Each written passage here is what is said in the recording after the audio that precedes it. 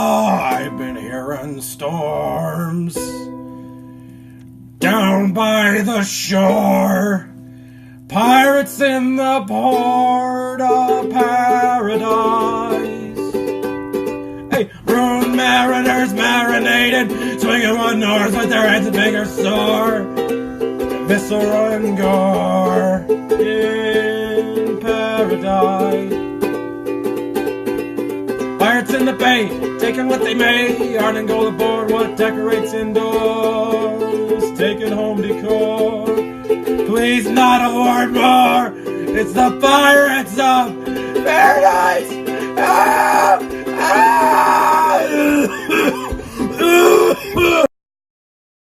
You're recording. Yeah. Okay. So, like Thank I was you, saying, Craig. The other day I was in two very confrontational situations, or at least I observed them. So I was walking to catch a bus back towards where I live, right? And the first bus, catch two. Anyway, I was walking past this fenced off area. It was a neighborhood, you know what I mean? It was just somebody's yard, right? And they were having some type of bonfire. I had seen them before, but their dogs ran up to the fence and just posted up there, and they were watching me, and growling, right? And so I was like, oh, these dogs might want to fight me. I might have to fight these dogs. And they, I knew it was serious because the owners were like, hey, hey. They knew their dogs would bite people. And so, I don't know, they got their dogs to calm down. And so that was cool. I just kept walking. I told them to have a good night. I hope they did. Okay, one second. I'm having headphone problems. This is on my end. So just give me a couple seconds. Yeah, no problem. Can you just talk? Talk.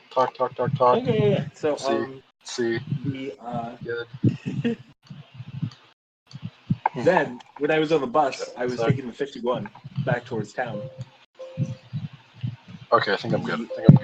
Oh, okay. I saw this. My earbuds, the plastic on the inside of my earbuds broke. And so, it's just cutting my ear. But, all my headphones right now, dog shit. And so I think I'm going to go with cracked earbud because it's better than one-ear headphones. This is true. So yeah, that's where we're at. I just need to get I think I'm going to get Bluetooth earbuds. And I kind of want to get them on Amazon or some shit because I'm sure I could find them cheaper there. But I don't want to wait. I don't want to be dealing with cut up earbuds until my Bluetooth ones come. Oh yeah. So I might just get them tomorrow or some shit. But I'm probably gonna have to buy new cables. New cables for what? Oh, my headphones. Oh, for your headphones? Oh, okay. Yeah. They're the replacement. Oh, I didn't know that. It's good. Yeah. That's good design. I do like it. I like it a lot. Mm-hmm. Oh, but I witnessed a near fight on a bus. There was a drunk white dude, and apparently he said something to a black dude who's leaving, and that black dude flipped him off. And I thought the confrontation ended there. You know what I mean? Because I don't know, flip off a stranger. Mm-hmm. I wouldn't, but you can, right? Yeah, but that's the thing. I'll confront people, but I'm not gonna get physical, really. Yeah, exactly. I'll get physical and run the fuck away because I know my cardio is way better than most people. I know that my legs, the strength, I got a good strength to weight ratio for my legs. So most of my muscle is in my legs and in my torso, all the running bits. Yeah, so I can I can just sprint away if need be. Yeah. But I don't get it because even if okay, yeah, I guess we didn't start with this story, but yeah, so this dude's trying to start a fight because he was called gay or some shit, but assault is a crime. It doesn't matter. And hear me out. The law is fake. Assault, cops are real. Yeah, exactly. Verbal, exactly. The law. Verbal abuse, not a crime, unless you're screaming very specific shit, direct threats of violence. Exactly. But exactly. somebody be you're gay. That's just some middle school shit that dude never grew out of. You had to interact with the stupid person himself. Yeah. You don't need more insecure fucking dudes in this world. Honestly, that's another reason why I think I'm in favor of mandatory military inscription. just because, like, legitimately, like, I think having, first of all, for the preventative healthcare reasons, like, oh no, you got to put like 65 pounds of muscle on your body, or else. Exactly. You have or else. Like, because I feel like there's a big issue in society with like that most people don't operate within the bounds of their body as like a machine that they have to maintain. That, but like also mutually assured destruction in public places. Like, listen, no. Any of us could knock anybody else out. We just don't, because we got bigger fish to fry here. Exactly. And then like we all have a shared sense of community or whatever, even if it's somewhat artificial. Like, I don't think I'd love the military, because like I hate. Yeah, I was gonna say, here's me playing devil's advocate. John, why don't you join the military, John? Yeah, exactly. Because I'm in college and my mom would cry. Oh wow, your mom would cry. My mom would cry, most likely. That's a situation. Yeah, they don't like the idea of people going into the military, just because, like, I mean, my parents they're a little bit hippie-ish, but like they're like, war's not good. Like, what do you want to kill people? I'm like, nah, not really. No, well, I just want to be a dangerous person.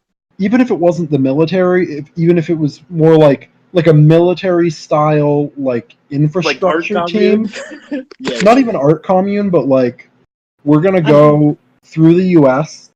And we're gonna build buildings or some shit, or like we're gonna like AmeriCorps does. What's up? Is that what AmeriCorps does? What is AmeriCorps? What? Oh, AmeriCorps. I don't know what that is. Is that what they do? I don't know. I'll look them up right now. I don't know, but like that, like basically like an FDR style I understand system. what you're saying. AmeriCorps.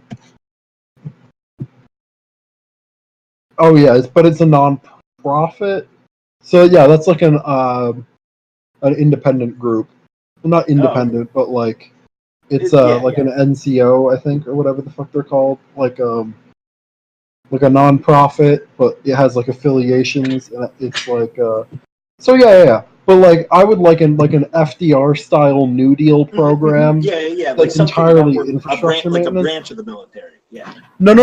Like I don't want the military. Like I want because I think at this point it can all be automated. Like we have enough drones and shit. Like that problem's basically solved. Yeah, I don't think that's true yet for a bunch of reasons.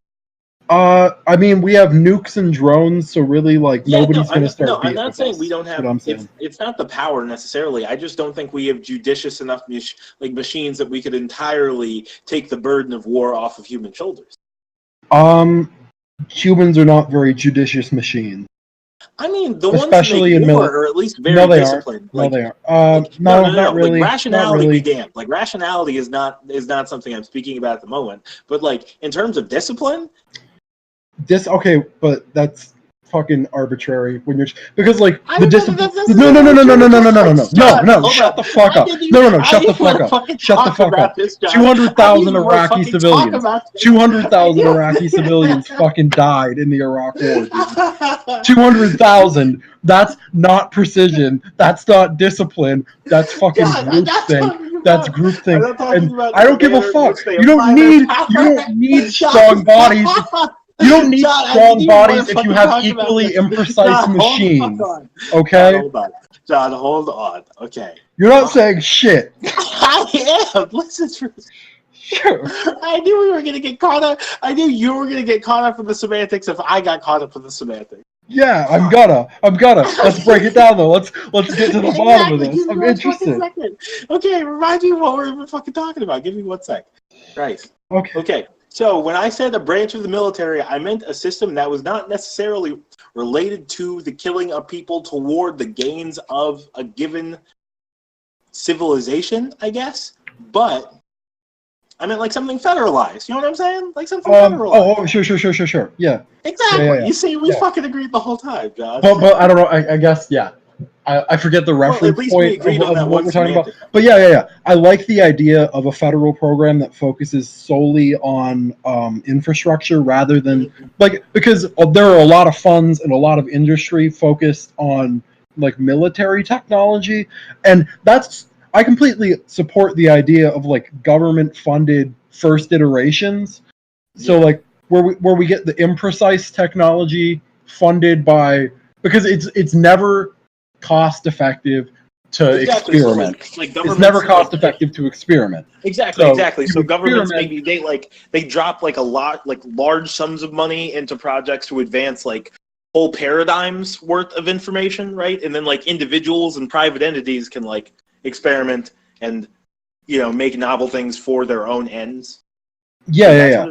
But like that's the other big shit. The stuff that annoys me is like, okay, so we have the like federal interstate shit, but like if Amazon pays zero in taxes and basically just uses the infrastructure of the US government and degrades our roads, that pisses me off, because it's like, okay, so really what are they providing? Like a website and a supply chain?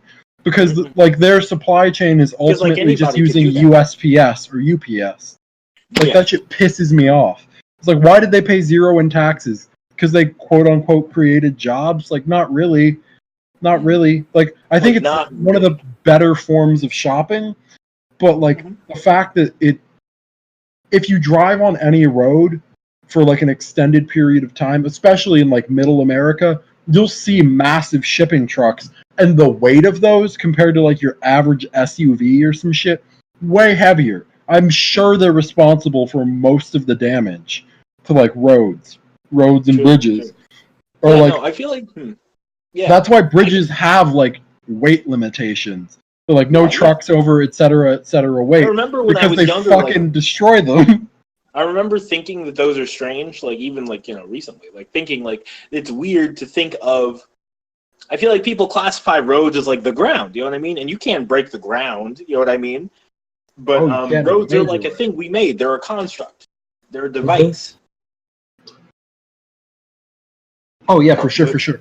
But like, I would be in favor of like a transcontinental maglev. What was that? Oh, what, that sound? Oh yeah, that sound. I just wanted to know if it was. Okay, I just wanted to make sure it wasn't on my end, because it sounded like my audio thing. Oh yeah. We both use like, I don't know. We both have like Windows 10 sound. But no.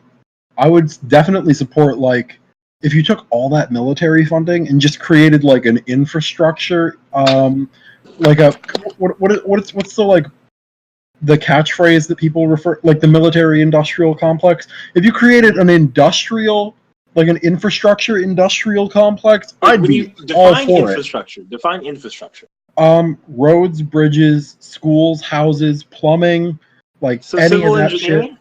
Yeah, basically like civil engineering, but like focus on that rather than doing it. Why do you think that's so important? Necessary. I'm not saying that it's not. I just want to know, because this is where we live. Okay, like I don't give a fuck about Iraq. Like I don't give a fuck. No, like they can do their shit, but like if shit's lacking over here, why are we not focusing on like being like self-sufficient as possible? Like most wars are the result of like natural resources at like X corporate interests. So like just because you want, like Halliburton wants land overseas, and like they want so that they can like get oil for their supply chain because they have a vested interest in keeping like oil prices low or whatever, so that like all their cars don't go up in cost. That shit's so dumb. Like I'm not an isolationist by any means, but like you should solve your own problems first. I think exactly. Like I think people are way nicer, and if you think of countries as just like sort of large collective consciousnesses to a degree, I like the idea of being like, oh no, like we're gonna create the shit where like the place where shit is bumping. That's the other shit that pisses me off. Like when people talk about like, if you don't, if the U.S. doesn't like. If we don't have completely free and unregulated markets, who's gonna want to be the richest person in that country? Everybody. Everybody's still gonna want to be the richest person in that country. Me right now and me forever. Yeah, exactly. And just because like like I mean I think you need some sort of incentive like to be better than other people, but like also there's incentive in just being like no matter where I go, it's better than other countries. That's good. Like build nationalism in a positive way, just by being like, oh no, the corporations want to be here because we have like a third of the world's population or some shit, or like I mean we don't, but like say we do because we have the infrastructure to support it. It's like, oh no, everybody, like all the high paid intellectuals want to come here because we have AC. Like like we have AC and like free, like basically free travel, like not free travel, but like we have like a maglev, like a transcontinental maglev train system that we use for shipping and also shipping people. And like if you told me that there were a country hypothetically on Earth the same size as the United States, and I could get anywhere in that place for like $50 because of, like, let's say you could get in, that's how most of Europe operated historically. Yeah, exactly, right? If like the trains were publicly owned. Well, hold on, yeah. If I could get to any place for $50, right, and I could get anything shipped to me like within a business day, I would move to that country right now. You know what I mean? Oh yeah, for sure I would. Exactly, I would move to that country right now. Or like, yeah, I don't really give a fuck about how much money I have in the bank if as a standard and an entitlement of the country I'm in, all of the housing is like just super nice to live in. Yeah. Like it's all nice neighborhoods with like clean cut sidewalks and like greenery and like not like a mowed lawn and like 2 cars in the driveway, but like we have like a lush like I'd like to live in like the utopian style green cityscape. Exactly. The idea of like I think that's such a fantastic type of gift to give to your citizens. Like, hey, in exchange for playing by our rules, like on a societal level, we will maintain the land and the landscapes or something. Yeah, I mean, most businesses operate based on like they negotiate based on like brand name and recognition. So it's insane to me that Amazon thinks that they're fucking bigger than New York City as like a name. We're like they're trying to shop around for the best tax benefits and shit with like where they want to put their next like major plant. Oh yeah, but New York City, the brand. Like their shit. And so like New York's like, go fuck yourself. If you're gonna be here, you're gonna pay taxes because you're gonna drive rent up for everybody. And we're trying to like listen, we need sewage workers. We need trash people. And for us to be able to have trash people, they need to be able to afford to live in like a suburb and take the fucking subway to their goddamn job. This is kind of a tangent, but let me ask you a question. Do you think that the like ridiculous living costs in like New York City will lead to it like becoming slowly like less and less of a popular cultural center? No, that doesn't really happen. What happens more is that you just have like urban or like I forget what the term is, urban sprawl. I was gonna say urban crawl, but like it just gets bigger. Like it just gets more suburbs, and then those suburbs get kind of bumping. But it can all kind of get wrecked by like sort of diseases of despair. So like if economic like basically like if the economics are not that like well distributed, like there's a lot of money there, but it's a lot of money that's tied up in like illiquid assets. It's like it's a lot of numbers on paper, but like not a lot of physical objects in the real world. People get like that's basically why the idea of like the Freemasons got so bumping is like a cult, because like it's basically a cult of real shit. They're like what's real? Like building houses, that's real. What do people see in the world? They see the real like physical objects and structures around them, and so you need to put like just a massive amount of energy into like the artistic vision behind these things. Like, and I think it's interesting. I mean, it's not surprising that Pennsylvania has like a think pretty that- high well, Freemason population as like the Keystone State or whatever. ask- But, like, can I ask you a question? yeah, sure. Do you think that in the same way that you think there should be some kind of federalized infrastructure-based program, would you consider expanding your definition of infrastructure to things like, I don't know, like clothing manufacturing or like carpentry or welding or something like that? Like, I would actually be really down for the. I mean, I don't know. It's or even weird. like things like cinematography or like painting. Like just you make all the known skills. You can like to make. I would like the idea of like not even education so much, because I think most art stems from like sort of. It usually comes from people who feel like they're like isolated within society, or like they don't like.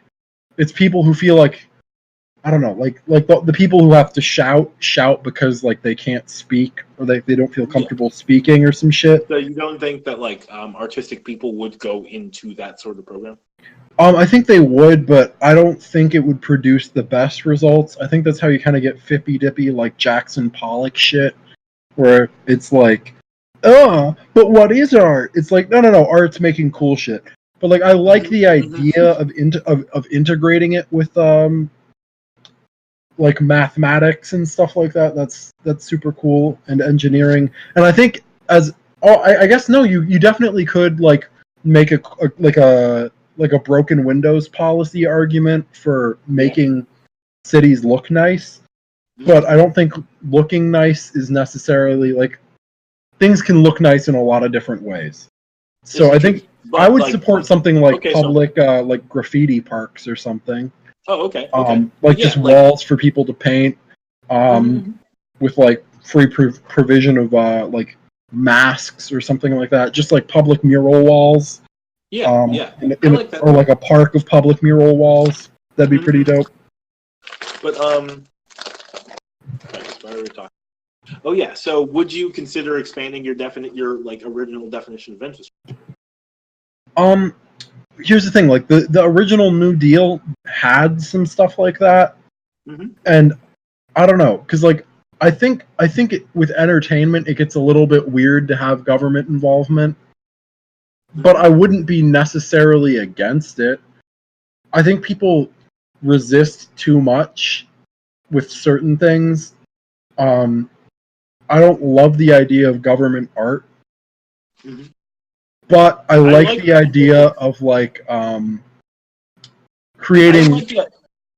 I like the idea of government art, but I like the idea of having like a stratified hierarchy, like an easily accessible stratified hierarchy for all known skills. You know, like the idea that like because then you could like you could very easily like certify yourself as like at any level of proficiency within a field. You know what I mean? Like, hey, I know shit about shit. Like, in anything. You know, there was basically like there was a big push for STEM for a while, and then it got changed to STEAM to include like arts. I think that's a pretty important, like, design is important when you're talking about cities. Not just from like a logistics standpoint, but like from a making things look nice and being places people want to live. And part of that is environmental. So like you want to have greenery, you want to have natural light, because people don't like to be in like fucking stacks of office floors with design is super duper important for like the purposes of making things that people interact. There's a gym like a block away from my house called like Orange Theory or some shit, and they got some weird shit with their like design. It's all like, so it's basically just a gym, but they have orange floodlights that just like light everything, and I don't know what the I'll Google it real quick, but like I don't know what the idea behind it is. Science-based. Why it works better than your ordinary gym.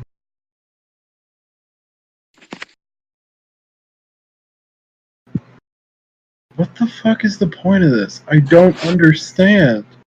I don't understand. Explain to me what it is again. It's just a gym, but they have orange lights. Oh, so are they robbing people? I don't know. It reminds me of like those chick enclosures, like the idea of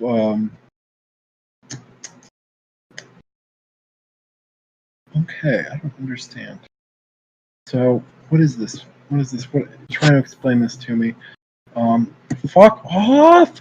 I'm not gonna turn off my ad block for you. Ad block needs. Okay, here we go. Good. Oh my fucking god! I need to get a better ad block because my current ad block works on nothing. What do you think? Like on most websites, ad block is recognized, and so I need to get an ad blocker that isn't ad block. Oh, okay. I'll have to look into it. Have to solve that problem. Because I use Adblock as well at the moment, and so far it's been no problem. Oh, okay. It started in Fort Lauderdale, so definitely a little scammy. Definitely a little scammy. Everything I'm reading just sounds like any gym. It's based on your individual effort. Yeah, fucking obviously. Yeah, so is everything, dude. Like. Yeah, so is powerlifting. It's based on your individual effort to not let the bar drop on your throat and kill you. Exactly. Let's see. Is the same at every. Oh, the workout is the same at every location. That's weird. That's a bit of a cult. That is a bit of a. Like, actually, no. I'll say that's a. I'll say that. Yeah, it's kind of like those news channels that everybody got turned about because like all the local news stations had the same like messages because they're owned by the same like conglomerate news agency corporation. I don't know if you remember that, but like that's wait, no, weird. hold on. Explain that to me. Oh, news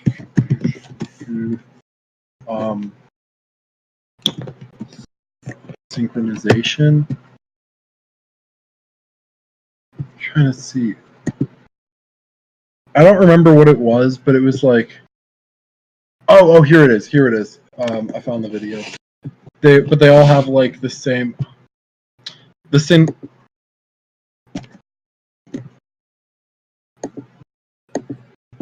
Ugh, I can't watch this. But here you go. Here you go. This is what I was talking about with like the news syncing up. This is definitely not good broadcasting, but it's yeah, it's all right. It's all right. Jumping around a little bit. Also, who the fuck has ever clicked on like an ad on like a news website?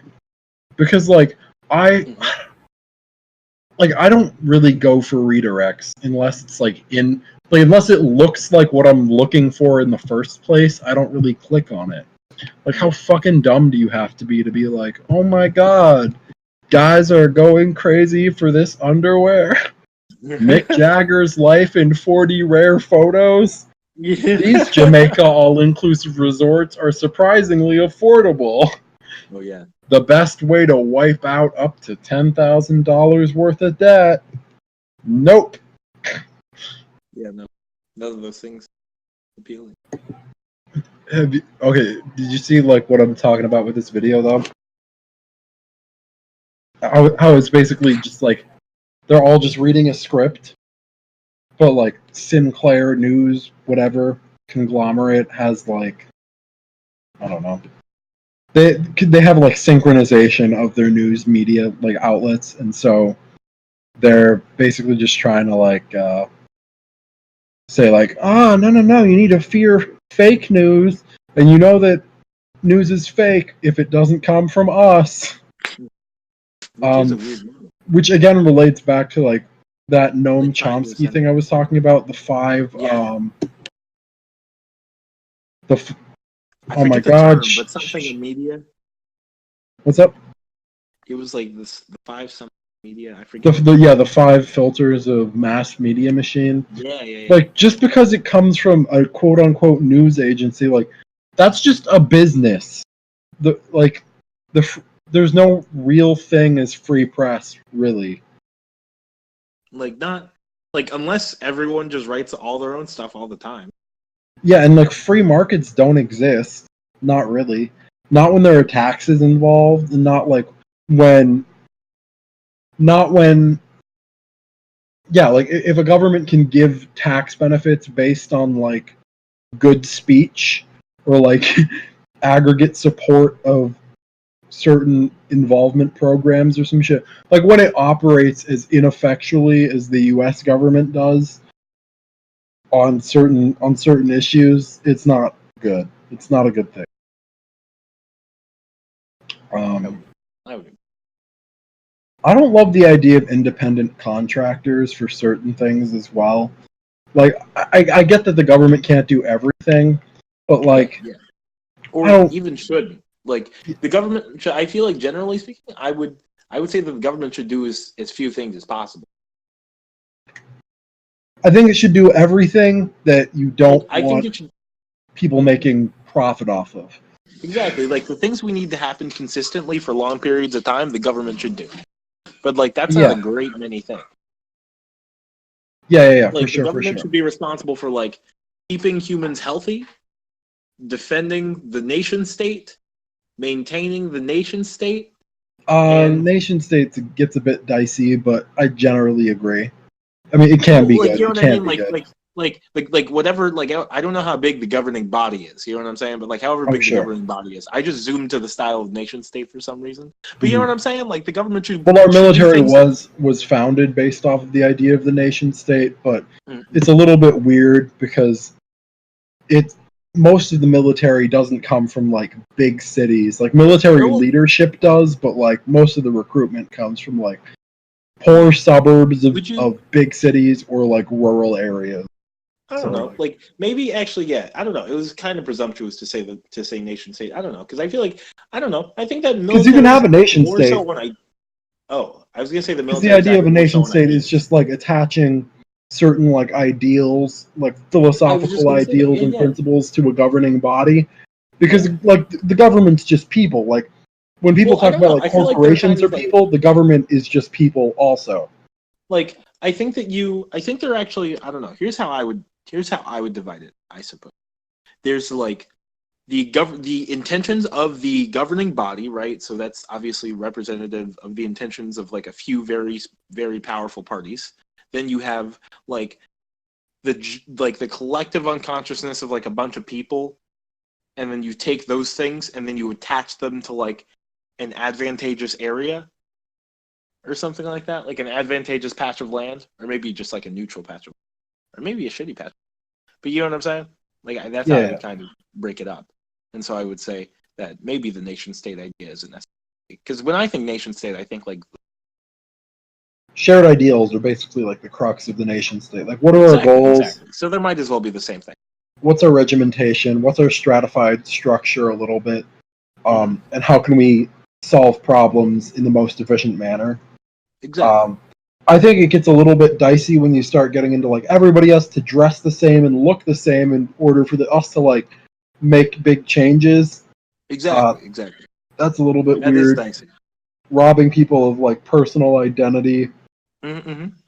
Like I think much of professionalism does not. I think it gets it makes people super paranoid, because if you're dealing just with business and not like with people, you can be a House of Cards type person where everybody wears a suit but like snorts meth in airplane bathrooms, and like you use that as leverage because you're like, you're not just a monkey in a suit, you're a monkey in a suit that snorts meth. It gets a bit dicey there when you're like trying to be like, but everybody who wears a suit also just wears boxers to bed or some shit. Like, yeah, no, like you're not in a suit all the time. And if you are in a suit all the time, I don't trust you. Like, unless you were wearing the suit before anybody told you to. Exactly. Like if you bring, because I like suits, I don't wear suits all the time, but like, I like suits. So I feel like if you were just a fan of suits and so you wore them of your own volition. Yeah, but like most of the good suits are not like professional. Because Yeah. professional is like At least not a not lot of exactly. frill. There's not like you're not wearing like a Gucci suit to your work at like Pfizer or whatever. This is true. I This mean, is you true. could, but like it's not professional to wear like to like stunt on all your coworkers. Yeah. Well, Um, at least not in it's that context. it really isn't. It's really not that professional. Like unless you're like a CEO or some shit. But like I think most people are looking for like weird middle ground humility in the way you dress. Like people want to know that you're down to earth, but like not down to earth like you wear khakis like Warren Buffett, Yeah, but yeah, like yeah. down to earth like Like like your clothing is like tastefully weathered. Some of it, yeah, like you're like he has old leather shoes on. His shit is exactly, not like exactly. Like you can tell he loves that jacket. Like yeah. Oh wow, the way he organized his pens in his pocket protector is ideal. Oh, I think I Wait, saw a some wrinkle. colors. I think I saw a wrinkle. Somebody didn't wake up early enough. Sometimes it is like that. Like Yeah, I but definitely, I plan to incorporate more linen into my outfit just because I really like the way it looks. oh, linen First, is quite but nice. I would have to do so much more ironing. But I feel like I should just become more Or responsible. you would have to change your standard and just start wearing wrinkled linen. I don't know. I don't know if I could do it. I like to look crisp as frequently as possible. I would just have to get a little more organized. Oh yeah, oh yeah. I need to pick up the clothes off of my chair and like put Hmm. them on hangers. So I'll Oh, probably do that tonight. But like, I really need to do laundry. yeah, I could probably do it. I could probably do it. My laundry's weird. I need to get more like good underpants because That's a big mood. It's hard to it's find good underpants. yeah, like shit. That's. I mean, I feel like I don't know. I think we've had this discussion before, but I feel like it's pretty instantiated at this point that if you're not wearing like boxer briefs, you're kind of lacking. A little Like, bit. because you need to find a good middle ground of comfort and tautness Yeah, without being like just wearing a male G-string. exactly, exactly. Because I'm not Because trying to. nobody's really just about briefs at this point. Yeah, no, and also I like my thighs.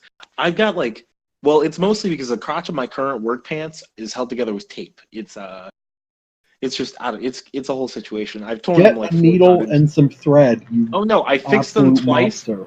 No, I fixed them twice, and then the other day I just patched it with tape because I was already using tape to fortify the seam I made because I move a lot and I book it behind a Golden Corral. You know what I'm saying? Like I like these. There's a lot of wear and tear happening to the crotch area of these pants, right? I And so they're also will kind of. sew my pants up today because I Wait, got thread. Oh, I I'm gonna have finally to buy. started I'm gonna have cutting to buy those new ones. fabrics we took from couches. Hmm. Secret project.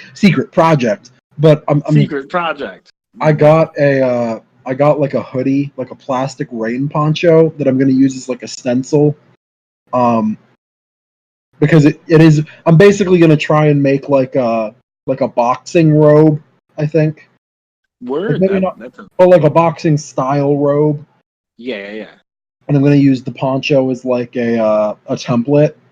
So I'm just gonna like deconstruct it with some of those X-Acto blades that you left here, and Word. I'm yeah, glad it's you gonna made be a good these. time. It's gonna be a good time. Try and Yeah. stitch it together. Reverse engineer a plastic hoodie into a cloth real hoodie, like a Yeah. cloth cloak of some kind. Oh no. Yeah. Some kind of ceremonial garb. Yeah, and then at that point, That my does sound really cult cool. might be complete. But Hmm. I cut out some pocket fabric, so that's gonna be fun. I might ask my sister, but my sister is like, because she does like clothing alterations and stuff as a job. Yeah. Like that's what she's in school for right now, and that's kind of baller. But like, It is. yeah, I'm excited. I'm excited for this. Wait. I got, Actually, wait. so I might ask her for hot tips, but she also doesn't like to talk about it. Oh, okay. I was gonna say, I wish people talked about their jobs more. I wish people did, but like not talk about their jobs like their coworkers. Like, what do you do? What do you do for a living? Tell me what do you? Yeah, exactly. Like Like, what actions do you perform on the day to day? Like those are the most interesting. What does a day in your work look like? Is it just submitting paperwork? Because that's a bit strange. Like, give me a timeline. You know what I'm saying? Like, I feel like if I ask you, like, oh, what do you do at your job? You should be able to give me, like, you should break it down hour by hour. Mm-hmm. Like, or not necessarily that's how you should say it, but you should be able to. You know what I mean? Yeah. Like, it's a little bit weird with, like, I mean, because most jobs are just, like, office jobs, but, like, not office jobs that really do anything substantial. I think, or, like, pre-K is a little bit weird, because I don't think you need that much structured activity for young kids.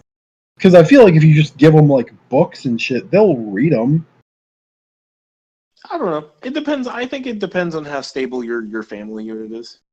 Because I think that you could educate children perfectly fine without, like, pre-K. You know what I mean? Like, enough to prepare them for kindergarten for sure, right? Oh no! I mean, like, you could. I think it's a good idea for kids to socialize. I think it's a good idea for kids to socialize, and also because their parents are working, it's more of a. I think most of education is more like keeping kids off the street rather than like actually educating them. Exactly, because they don't know a lot, and like they could get into trouble, and so you got to keep them somewhere. Yeah, like and teach them how to get into trouble less frequently. Yeah, like you just don't want them. I feel like we agree. I feel like we agree about that. But yeah, it is very very strange to have like I don't know. It's weird. I think these things are strange to me. I mean, I think most things are, but like if you just give a kid an iPad, like most of them will find their niche pretty goddamn quick. This is true. And like even there's learning value to these things, like the ability to successfully play like a video game on hard is way better as a learning tool than like playing in a sandbox. Like as far as object manipulation and ability to like I don't know, like once you use like artificial objects and stuff, it gets a little bit better. Like maybe they're not working with their hands, but I think the future of most like technology, they probably won't be working with their hands anyways. It'll be mostly. Better, you could probably train children very effectively with it. Oh yeah, I mean, I think you could probably do something good with it now. There's just obviously like there's some health concern I would think with like putting heavy ass VR machinery on like. Oh, this is true, but like if it were much better, like the head and neck. That's why I'm saying, especially kids without muscular development. But yeah. Oh, this is true. The future of it is exciting. Like if it were just like glasses and earbuds, you know what I'm saying? But like you still like it was somehow fully immersive, right? Like you could definitely like I think you could teach kids how to do a lot of things very very quickly. Mm-hmm. That's probably that might be the play. That might be the move. It would be very fun. Like I likely won't, but it would be very very fun to have perfect. It would probably be kind of. Have perfect what? Oh, to have like perfect children, like children who are like ideal people. I've been thinking a lot about the concept of perfect people because I've been reading a Superman comic. Mm-hmm. I feel like I don't even know if you know what that looks like because I mean, yeah, I don't know. It's strange to have like the idea of a perfect person. Because, like, what does that fucking look like? I feel like somebody is going to be lacking on some aspect. But... Oh, no, like humans lack in many aspects, like, on, like, a case-by-case basis. But, like, a hypothetical individual that we're lacking in none of the things. It is impossible. Like, it's not like an attainable idea. An ideal. Oh, I remember one time we had to... When I was in 5th grade, we had to like read books to like the younger kids at our like elementary school, and I was reading this book to this like 3rd grader or some shit, or like maybe even a 2nd grader, and he was like real like up his ass about my shoes. He's like, so like your shoes have holes in them, I was like, yeah. He's like, so your dad's like a cheapskate? And I was like, so your dad's like a dick? Because like, like, I don't give a fuck that you're in 2nd grade and can say the word cheapskate. Get out of your ass. Yeah, exactly. Like, Get out of your ass. High vocabulary. Fuck off. Oh, yeah, you have a high vocabulary. Learn to Like, hop fucking off my dick drop for a those second. words. Yeah. Like, Exactly. hop off my dick. Exactly. I promise you my dad works hard for years. Your parents should have taught you how to hop off people's dicks. Like, oh, I'm sorry. Do I look like a child molester? Because I'm not trying to have this kid on my dick about my shoes. Hop off. Yeah. So to that extent, I'm gonna read you Dr. Seuss. Hop on pop, hop off this dick. I'm not trying to get these shoes criticized by some kid wearing light up Skechers. Oh yeah. Like, my dad's just like, oh, this kid's gonna grow. Why am I gonna buy him new boots when his feet are gonna grow out of them? Oh, exactly. He's just pragmatic. Just pragmatic, exactly. But related to that, like, it's better than to have a kid that knows when to hop off people's dicks than it is to not have one, right? Or to have a kid that doesn't know, right? And so, to the extent that there are modes of being that are more advantageous than others, right? Like, some people are wildly successful, right? And other people aren't. Like, what if you could have a dude that was, like, super duper guaranteed to be the most successful, right? Like, and I think that dude would be the perfect dude. But I feel like just because they'd be the most successful, I feel like part of that success is working with people effectively. So like being kind, but like also being like driven enough and like able to organize people. Like you want like an effectual cult leader, like not because like it's a cult when it doesn't produce like real results. You want someone with like a positive cult following. Yeah, you want like a Steve Jobs type figure. Fuck Steve Jobs recently. But like maybe Steve Jobs could actually fucking program.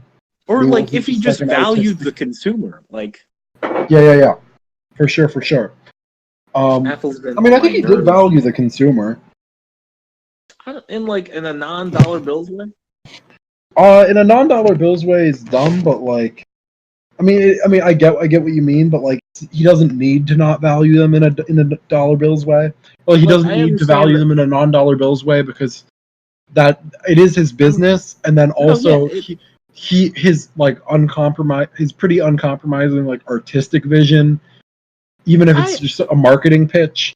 It produced I don't know. Much of the results of like this needs to be smaller because I can't effectively take those dollar bills if this shit isn't what I would buy with those dollar bills. Listen, we're selling a $500 product. It needs to be worth every fucking penny.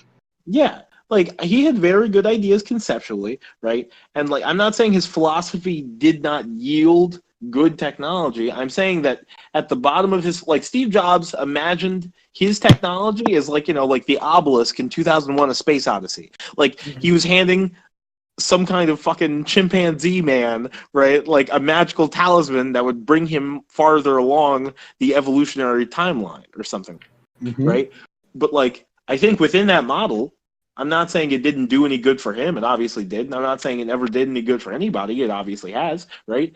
But within that philosophy, there is no space for like respect for the consumer. In a non-dollar bills way, and I think like that's kind of important. But the thing is, there are too many consumers for him to respect them because they're all different, but there are too many different subgroups to effectively manage. I know that's true. Like there's billions of people who will take your of all the people who buy a hammer, right? Yeah. There's a significant portion of the people who are sticking the handle of that hammer up their ass. Like, no matter what technology you give people, you don't know how they're going to use them, but you can't be like, listen, man, I care about you in a non-dollar bills way. I'm going to tell you not to do that. No, when I say in a non-dollar bills way, I mean just to make sure that you, what am I trying to say? Like, optimize your... He's selling a multi-tool, so it's kind of hard to Sell someone a good tool and make that tool easy for them to use. You know what I mean? I feel like Apple makes a good tool, but they make it too hard to use. And the reason it's hard to use is it's because of Steve Jobs' fippy-dippy artistic vision. And Yeah, like I there said, is some that vision fippy-dippiness has to done it. that vision has done useful things. Like, for example, like I have an iPad, right? Like that's a good device. It's a good one. I really like it. Like, I'm fucked up that I lost my Apple Pencil actually, but like, it's a very good phone. And it works well. However, it doesn't have a headphone jack.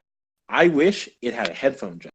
I like the idea of eliminating headphone jacks to make Bluetooth the standard.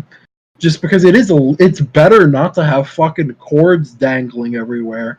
I think And just being like, listen, we're gonna fucking remove it so that technology gets better. Because headphones are standard. People love and need headphones at this point. So what are you gonna do? Like, not have fucking, like, we need to like cut the fucking cord because we don't want like I guess like yeah that's caring about the consumer, because you could just sell people like shitty cord earbuds that like the cord breaks and you can't replace the cord. You can sell that shit for forever. I would put my money Caring more about the so consumer is a into little bit like, oh no, like we want like basically ear implants that are lightweight enough that like they don't like pull out of your ears when you move, and the sound quality and the engineering required, like in the task gets harder. The engineering task gets harder because you have to meet expectations and sort of create new expectations by creating like a smaller form factor audio device. Yeah. I like that. I like the standard shift. You have to like make battery life better. You have to make Bluetooth drain better. Like you have to do all of these things to create that new standard. And I think it's good for those engineers to have new problems. Yes, like I agree with that. I agree that engineers should always be trying to solve new problems. But I think corded headphones rather have. I don't think their career is necessarily over. You know what I mean? Like I think they're probably another like 20 years of corded headphones at least. So I think you could still. I mean, I think that there will always be corded headphones for. Like, yeah, I was gonna say I prefer them for convenience reasons, and then not having to charge an additional device, like because it's a power. Yeah, that's good. That's good. But yeah, no, I like the. I don't think they're going to be around. I wouldn't give them another 20 years as like a standard. Because they'll still be. You'll be able to get them. You know what I mean? You'll be able to get them, and I think you'll be able to use them for stuff like for like heavy audio engineering projects, like album masters and shit. I think because you're still dealing with a latency problem with Bluetooth. So if you're trying to like sync audio, like editing with sort of the time it takes for the audio from the Bluetooth to reach you, to like managing the physical objects of like that's the interesting part about I think a lot of technology. Like you're basically going back to like the most basic childhood.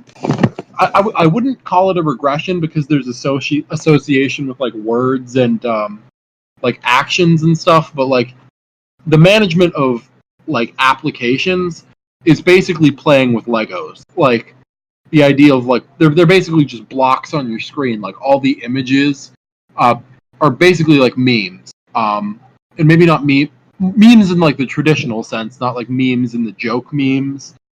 Like corporate memes, like McDonald's logo. Like logos are memes because they're meant to engender like a cultural zeitgeist and a formal standardized association between things. And you can show most people like a Google Chrome logo and they know what it is. They're like, oh, that's the internet. That's what that is. Yeah. Or like Steam, that's video games. That's what that is. Or like the Apple Music logo, or Spotify. That's music. That's what that is. Yeah. And they might not even be aware of that that association in their head. But I don't think most people are aware of like what they're doing. Like they don't think about it because it's so ingrained in their head. Like Exactly. Like they've it's like habituated. when you delete Tinder from your phone and then you like swipe on your phone and you're like, oh, that's right, I got rid of that. Yeah. I got rid of that. I definitely Shit. done that a couple of times. I was just looking through my meme folders and that meme wasn't there. I like the idea of reducing human action to like memes in that capacity because I mean I think it's a facet of interconnectivity, which I think is a good thing, and I think it's almost necessary as part of the operational model. But at least for like at least if you're interested for the scale of the world in which we live, yeah. Like I like the idea of a standardized, maybe not a standardized internet browser, but like I don't know, like maybe like monopolistic competition. So you have like Opera, Google Chrome, maybe a few others, but like Firefox. But a number of good options. Yeah, a number of good options that compete with each other and like add programs and features, and then steal those programs and features from each other. That's good. In like a feedback loopy sort of way. But those have to be independent for sure. Like I don't want a lot of policy controlling what goes on the internet. Yeah, because I don't like the idea of like a cabal of people controlling the flow of information. Yeah. And I almost wish there wasn't as much entertainment media on the internet because it'd be super dope if like no matter what I did, like I was just learning shit. Exactly. And I think you can learn from almost anything, but at a certain point, like I could, like the episodes of like Joe Rogan that I like are when he has like high level scientists on, and I can intake that information. I just wish that like that happened at more of a frequency, that it was really ingrained in my head.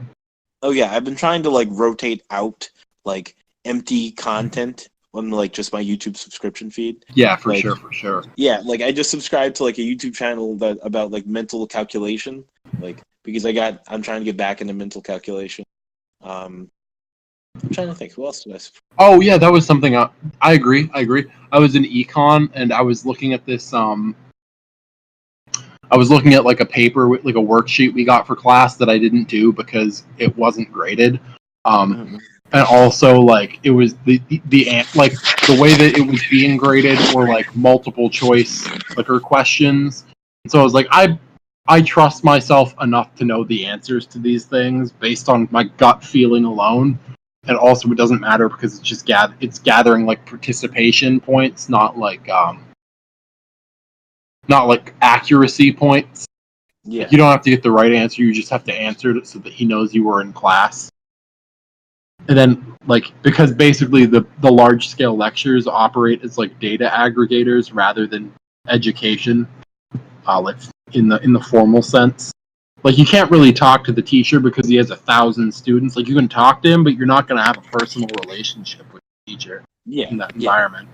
Like not unless you're getting lab work. And unless you go out of your way. Yeah, and to get lab work or something, like to go out of your way, you have to meet the baseline standard. Like you have to have like not the highest GPA, but like a competitive GPA within the crowd of people that are also talking to the teacher. And because that's kind of how they I mean, I'm sure they would say it's not how they do things, but like most teachers are like, you're adults, like you can deal with it yourself. I don't know.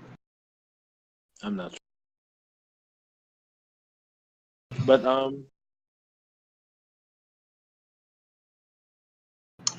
yeah. Oh yeah, my econ class. Yes. I was doing like mental math for this paper because I was trying to like calculate like consumer price index just in my head. Yeah. And this dude's like, "Do you want the work?" Because I think he saw me looking at the paper and like just thinking, and he's like, "Oh, that guy's struggling. He's probably just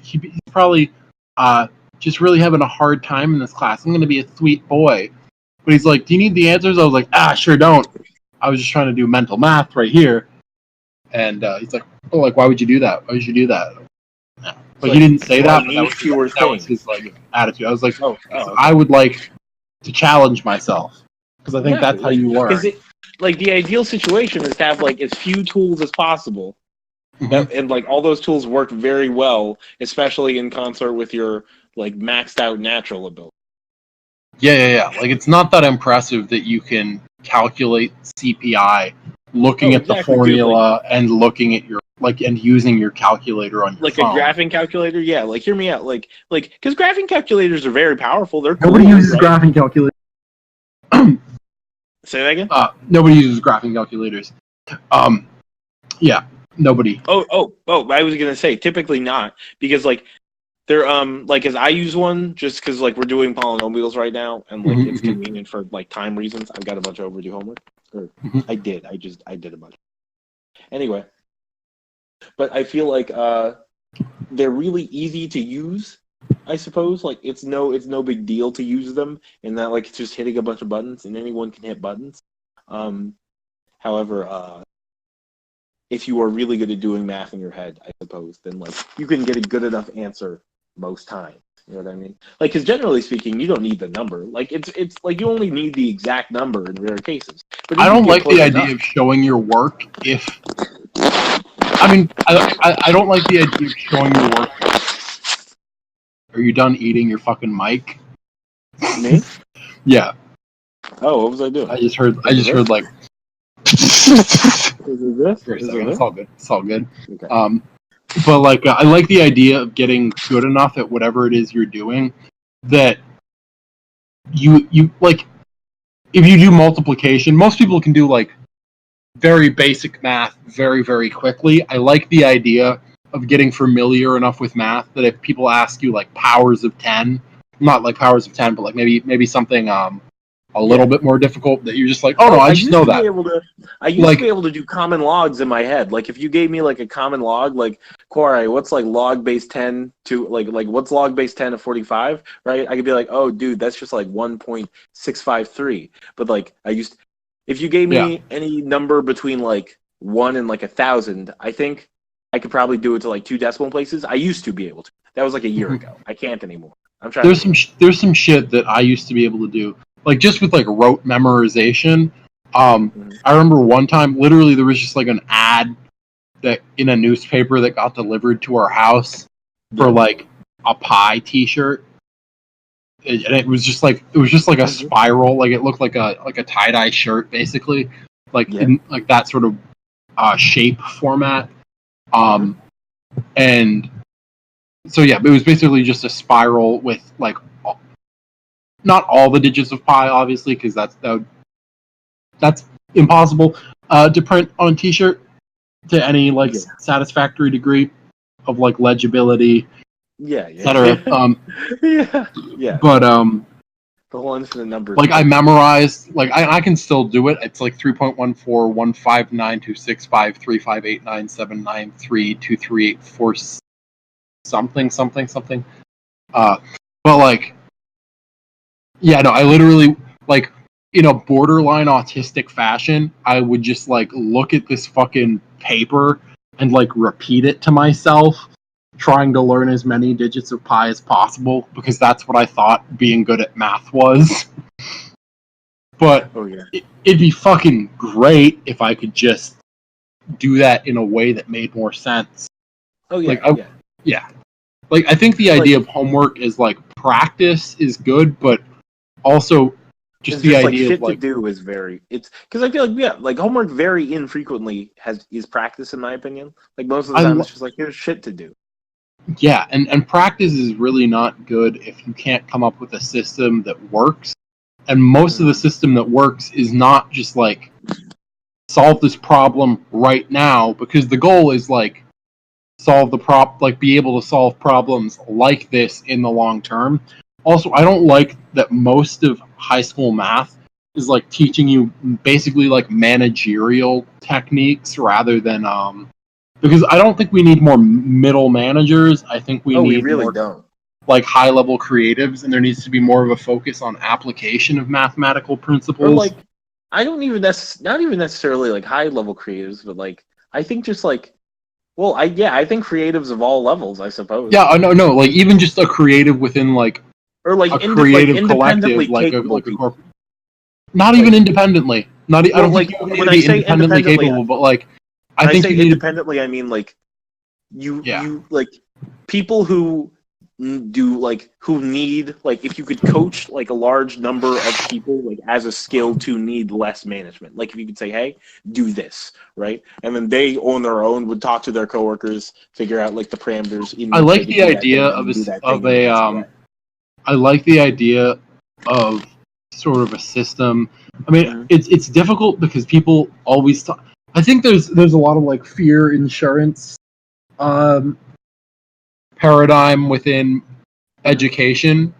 Like I don't think that the technological singularity in the way that most people fear it is going to come to fruition that like as soon as most people think, at least. Because I think a lot of people didn't fucking pursue the jobs that could help automate shit because they were like, why would I do that job? That job within the tech sector is going to be automated. That doesn't seem like it's going to be very good in the long term. But also, a lot of automation is just like corporatization and outsourcing, and that's not ideal. Well, That I mean, yeah, just to be like, we're going to automate human labor by creating a group of like subhumans in another country that can live on $1 a day. But, Oh yeah, definitely. Like circumnavigating the expensive employees by finding less expensive employees necessarily. yeah, because that's the truest form of automation as it stands right now. It's just like just like you can automate it with bodies. You can automate it with bodies. Exactly. Bodies and low-level engineered machines. Mm-hmm. Like simple machines, simple tools, and people we care about less. That's all we need. That's what. Some Chinese fingers we don't get caught. Yeah, some Chinese fingers we don't care if they get caught in traps. Like, oh yeah, no, that's really funny. Robots to imagine robots as people you just don't care about. Yeah, like oh no, that guy. That's somebody who jewels mango pods. Exactly. Like C-3PO. Who's that? Oh, remember? No one gave a fuck about him ever. Oh, that's so true. I like that. I like that idea a lot. Like where people we created we created a robot that can automate everything. He's kind of an asshole to be around. Dude, he's a real pussy. He's afraid of everything. Yeah, he's doing complex calculation and he's afraid to live a little. He speaks 6 million languages. I like the idea of like, because like, oh man, the idea of Jedis is just like they started with like 300,000 Jedis, and there are only like the Elder Council of Jedis are just they're not even like that smart, and their instincts aren't that good, but their instincts were just good enough to keep them alive, and that's why there are so few of them at the top. Mm-hmm. Like they all take risks, but most of the Jedi die. So like the ones that survive are just like, nah, dog, it's because I tuned into the Force. Dude, I'm a hippie now. I live in the woods. Dude, I never wear shoes. That's true. Yoda was basically like Charles Manson. A little bit. I feel like Yoda could definitely start dancing mid-sentence. That would actually be very interesting. But what were you talking? What were we talking about? I don't like the idea of people. I mean, I don't know. I won't be as hardline in this opinion as as I'll state, I suppose. But I don't like the idea of people who aren't involved in the process of engineering or mathematics, like people who don't conceptualize things, like I think concept artists are important to drive a vision that like people who are not creative but who are able to bring those not creative in the concept area, but in the concept way, but like are like, oh, I never thought about that, but yeah, we can make that happen. I like the idea of like that interplay, but I don't like the idea of like an English teacher that really doesn't know shit about mathematics, doesn't really know shit about mechanics, doesn't really know shit about like the cultural issues surrounding technology and shit, and like all those ethical problems, talking about like how like fear mongering, machines are gonna automate all the jobs. Like I don't like machines that. are gonna take your wife. But yeah, machines will fuck your mom. But I've seen it. I've seen it on xhamster.com. Oh, on TikTok. Fuck robots. But so you're saying that these. What are you saying this from like I like the idea of like an H.G. Wells or something. Oh! When people choose to write like science fiction without knowing how technology works. Yeah, like they might have some. Oh yeah, it's not believable. I think it's just you're just getting details about the world wrong. You know what I mean? Like, because you can stretch reality to a certain extent, like you have to in order to accept that, like some impossible narratives happen. Right? Even Back to the Future was kind of spot on with some of their predictions. Like we don't have hoverboards, but we kind of do. Like hoverboards are not a very viable thing to have, but like low, like basically like a mobile, like very compact mobile scooters are. Oh yeah, exactly, like boosted boards. Yeah, boosted boards and shit. Yeah, no. Like even just boards. like bikes with batteries, that kind of shit. Yeah, I feel like we have. I don't know. It's weird to explain how our technology is different. I think our technology, it's less like cool gadgets and more like everything that's really good has already been integrated into a part of our lifestyle. You know what I mean? Like cell phones, like really good cell phones. Like they're a lifestyle thing. You know what I mean? They're not like hot gadgets that only some people, or that like only a certain niche of people are. Oh yeah, homeless people have good good cell phones. Exactly. I think it's really fucked up. Like, and you can get like a good cell phone for $100. You know what I mean? Oh yeah. Like yeah. Relative to like other places, you know what I mean? Like you can get a good cell phone in the States for $100. I like the idea of like time travel is just a way to make technological progress happen like faster on the human timeline. Like you develop something and then give it to humans in the past. Yeah, just give it to yourself before you invented it, and you're like, now this is how this works. Make it better. Spend all that time you were going to spend making this, make it better instead. There's this idea, like my understanding is that there's like a Jungian idea called the perambulation of the self, right? And so the idea is that like human advancement and / like progression isn't necessarily like a linear path. It's like there's like a true self at like this like at a center, right? And you're more like wandering around it and spiraling toward it like a decaying orbit. You know what I mean? I don't think true self really exists. When people talk about like finding themselves, like, I think a lot of people who get really like into the idea of you need to live your most genuine life. Oh no, not necessarily, not true in like a truth sense, but true as in like your potential. You know what I mean? Something like that. Like your capability. Like if you're doing all the things you could do. Then that would look like some kind of like decaying orbit at the center of which is yourself. Yourself being the sum of all your.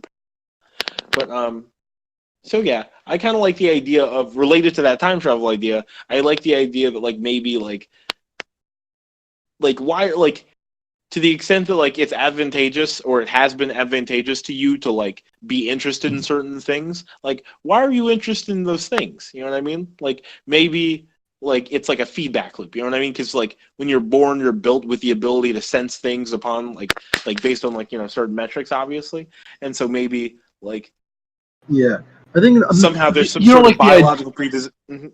You know, like the Noam Chomsky's sort of revolution. It's weird to think that the idea that kids can learn any language is revolutionary, but like people only really figured out in like an academic way that if you put kids around people that speak different languages, they will speak those languages. Oh yeah.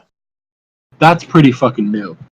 Oh no, it's super interesting. Like that's one of the reasons I think it'd be really cool to have a kid is because they're like, I feel like when you're first born, you're wired to pick up new information like a motherfucker. You do like between like being born and 4, you learn so much. Like it's ridiculous because you essentially have to catch up to human society. You know what I mean? You got to get like 10,000 years of information in on the low. Like, Yeah, I think it's so dumb that like we treat kids like they're fucking dumb. oh no, And exactly. that's something like, that I kids always are, hated. Like, I hated that my parents would always talk down to me. I was like, Mm. you realize I'm just a dude, right? Like, I might not have the full range of life experience that you exactly. want, but I'm like, just a dude. listen, get out of my ass when I'm working with technology because that's where we're at right now. Like, you just benefit from technology. You don't like do anything with it. Yeah. You use And tools, that's you don't make them. We're modifying them. yeah. Like, I think teachers are a little bit silly. I think the idea of like guiding makes I think more sense. teachers should be. Like, oh, like, like no, it. you need them. You need them. I think to explain stuff.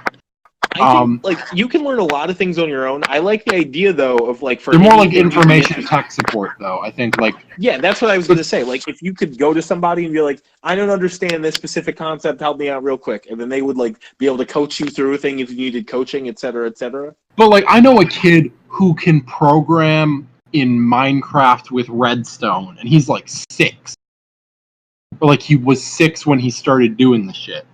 Oh, And so if you don't think that like a kid's capacity and ability to learn is inherent, like I think we slow track too many kids too much. yeah, definitely, because you're wasting precious time. Like to be like, am I like? I'm trying to think like. Some of my stats, like physiologically speaking, some of my mental stats definitely like aren't where they were when I was like probably like 14, you know what I mean? Or something like that, like even. But like when you're very young, like it's crunch time. Like you like there should be minimal impedance to like kids' exposure to information of all sorts. Minimal. Oh yeah, that's the other shit I hate. I hate the idea of parents trying to be a gateway for their kids. Like it makes sense a little bit. But like trying to be a gateway for their kids and like, oh, don't learn about that because that's not. I hate the idea of like dumb parents being like, no, don't learn about technology because that's not the true world. That's not. But like the true world is just the world that they like and enjoy. But most of that is made possible through technology. Like the reason you can have like drinking buddies and like not worry about where your next meal is coming from is because a lot of people put the elbow work into making technology that makes food possible on a massive scale. Yeah, like the did you know that the national poverty rate in the US, we use like an absolute measure rather than a relative measure? Because in like most of Europe, it's like 60% of the median income is considered the poverty line. But in the US, it's based on the initial measure of like what you need to stay alive. And so it comes from a time when people spent 30% of their household income on food because food was mad expensive. But now people spend more like 10% of their money on food. Yeah. But like also, yeah, so like it doesn't necessarily recognize that like agricultural production will get cheaper as it scales, like to a certain point, and you can also like in that the price of any good is artificial. Like there is a real cost, but that's like a scarcity cost rather than like. But you can alterate that in any capacity, like as long as you have like enough. Like that's the like I like to think of most of the economy as high level distractions from the fact that this is all bullshit. Because like most of it's like middle managership and like well, I suppose that is kind of what media is for as a concept, to mythologize human experience into a way that's like palatable. But I think that's I'm not sure. Like, well, what was your point related to because we were talking about the intelligence of children. What was your point related to? I like the idea of just giving your kids like just programming books and shit as kids, rather than like anything else. Like just completely socialize them, like raise them exclusively around computer programmers. Because like Raised by Wolves is kind of an accurate statement. Like your kids will basically pick up the pattern of like what's around them. So I love the idea. Like people. Mm-hmm. Oh yeah, like very much. I think that like that. It would be advantageous to teach your kid a skill right out of the womb. You know what I mean? To like not necessarily right out of the womb, but you know what I mean? But like to make sure that they have like, even if it's just like playing an instrument or something like that, to make sure that they can really do something. You know what I mean?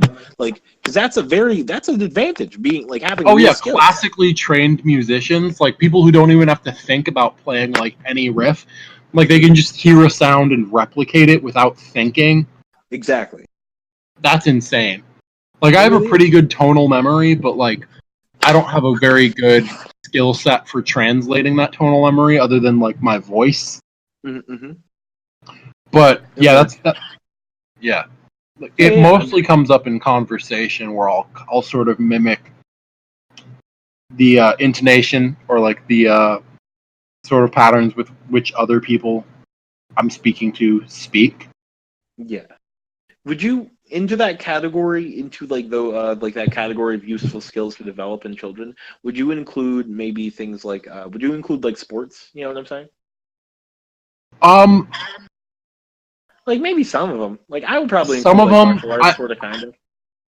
I think as minimally impactive as possible, just because CTE is real, and that if we're talking about like wonder drugs that reduce the fluid intelligence of certain people, like the idea of high collision activities, not a big fan. Stuff that like is gonna put them like out of socialization and education and like interaction with shit, not ideal. This is true, but I feel like I do like it. There are ways to encourage physical fitness. Oh yeah. Like I like the idea of just being like, oh, you want to go somewhere? Ride a bike. Or like give them a good bike. That'd be another advantage to like mandatory military inscription. Yeah. Like keeping your base, like keep like everyone's at some point got to reach a baseline health. You know what I mean? Mm-hmm. And like if you're gonna have certain things like there's some bullshit associated with like military fitness.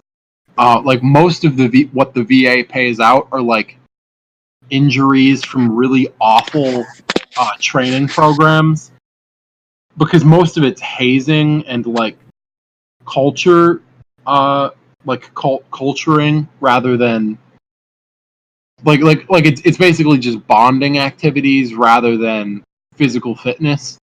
Because like there are not a lot of high level power lifters that are also like Marines. Marines might be different because they have a little bit better programming, but like this is true. But like most of like the army and shit, they're like, oh, you're gonna work out twice a day. Why? You haven't recovered. You haven't recovered from your first exercise. And I think that your body's pretty adaptive, but at the same time, but there's still like wear and tear. Like you're still wear and tear, and you're not recovering. Like exactly. Like your surfaces have weathered. Your body needs time to rebuild you. Yeah, like I think the only real exception is like cardio, because I think people are built for fucking cardio. Oh no, like humans can like run horses to death. Yeah, for sure. So I think like high level cardio kind of important. But as far as like strength training, no, you don't need to be doing shit that you're gonna need disc replacements for. Oh yeah. Like I think like plyometrics and good cardio are more important. Like moving weight through space rather than moving it along a plane. Like unidimensionally. Oh it's very cool. You're the guy that can move things up or move things in a single direction. Exactly. We have machines for that now. Yeah, like Big Whoop, dude, you can perfectly actuate your muscles. Like it's much more difficult to properly coordinate them into doing complex tasks. Yeah. Or like the idea of literally just the weight, like people really shouldn't be having most of the issue with steroids, other than like the hormonal issues, are like your body is not really built to have like 300 pounds of muscle on like 25 pounds of bone or whatever. Oh yeah. I don't know the weight of most people's skeletons. I assume it's more than that, but like That a sounds lot like of an people have interesting line of knee questioning. issues because they're carrying like heavy ass torsos, and that's not good. It really isn't. A lot of people don't train evenly either. No, not at all.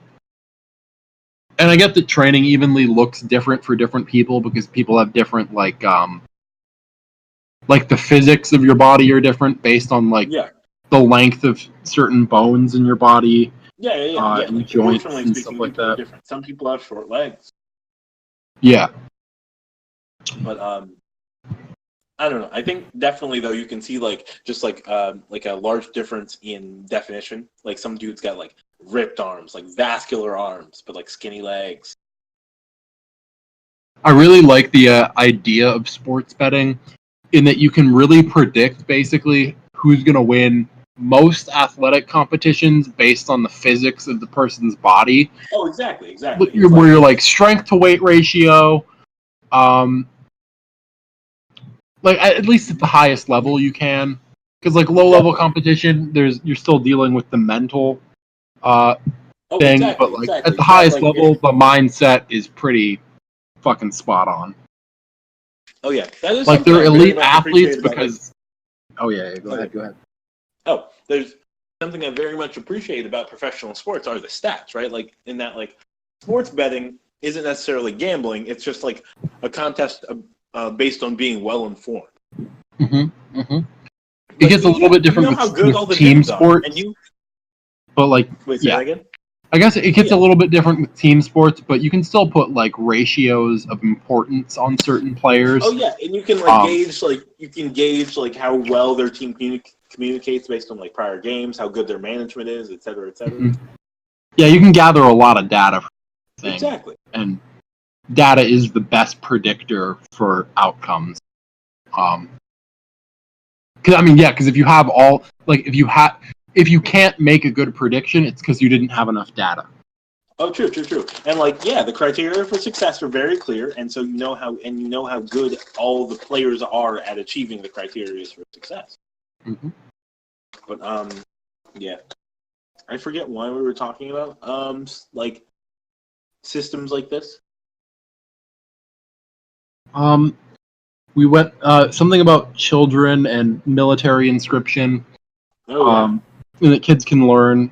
You said something about the importance of physical tasks. I think that is good because you don't want a bunch of like anemic kids who don't have good immune systems because they never go outside. Oh, they don't have the more durable your citizens are, the easier they will be to govern. Like just generally. I think all that shit's really good, but yeah. I think that's actually just like a baseline human responsibility thing, right? Because like the easier your people are to govern, right? The smaller your government can be, and the smaller your government is, the more the less corrupt it will become over time. I would argue. Yeah, I think you need competition between free markets and associations of the free people that are the market. Yeah. Where because that is all the government is to an extent, is the market regulating itself. Mm-hmm. But because the market's just people, the government is just people, but people are it depends on the strength of those institutions on either end. Yeah, they're I don't know, they're I don't think it's a great idea to have they're liaisons, maybe. Mm-hmm.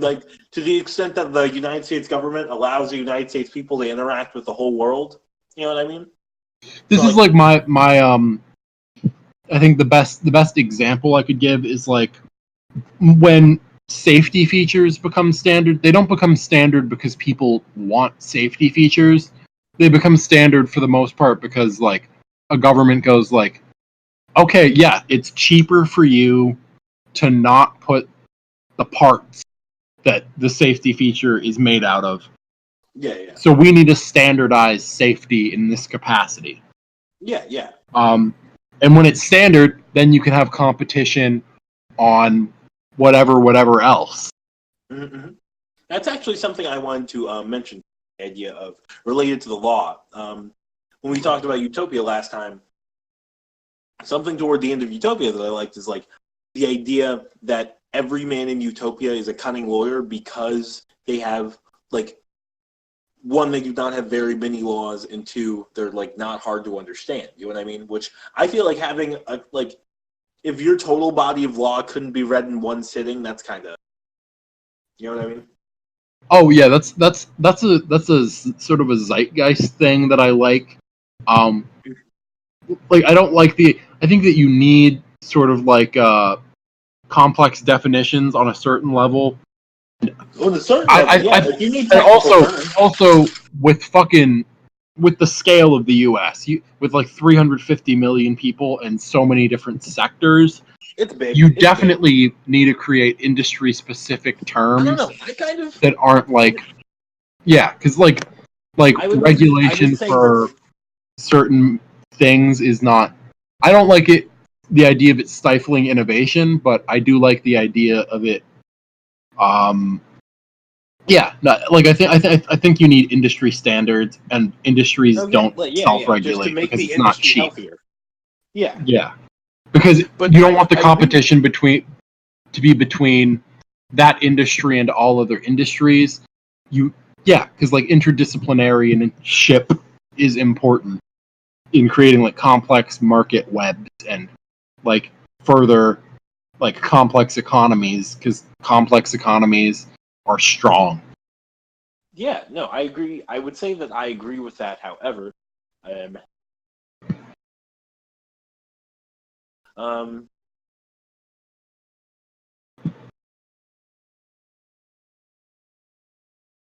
like I don't like the idea of like business deals being made on certain like I remember. Like I like the idea of business deals. Like if I was sitting down and I was making business deals, I don't give a fuck about the other person and how well they can present shit to me. Like I just want data. I want data, and then I want this person to explain every single point on that data sheet to me and what it means, like point and counterpoint to their argument. Like yeah.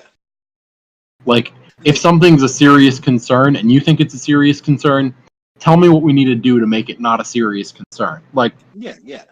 That's because it's a cost that you're going to have to manage in the long run. And honestly, like it makes more sense to talk about the benefits, or like the long-term costs rather than the benefits, because benefits are sort of temporary, and temporary business growth is not a particularly successful model, because those businesses, like the factors you weren't considering are most likely what led to your business crumbling.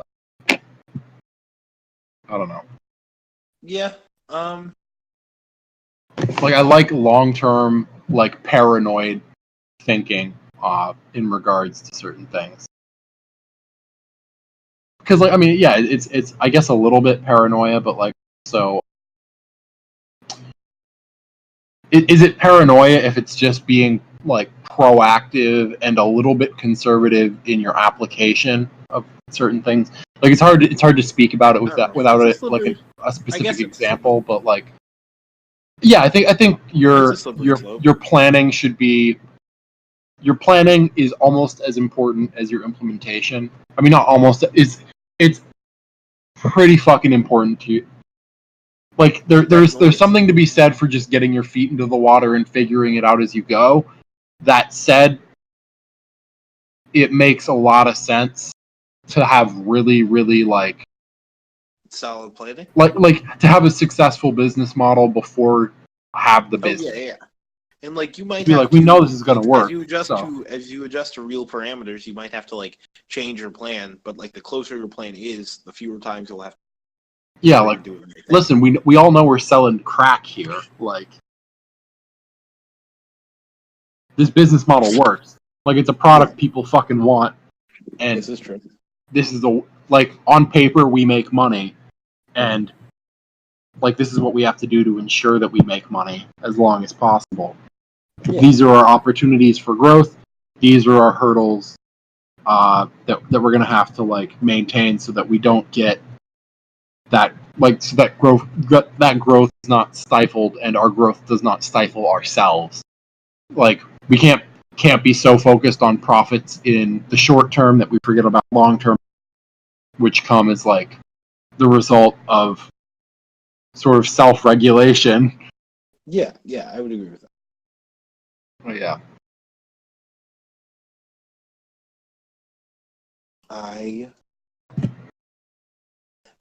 I forgot again the thing I wrote before.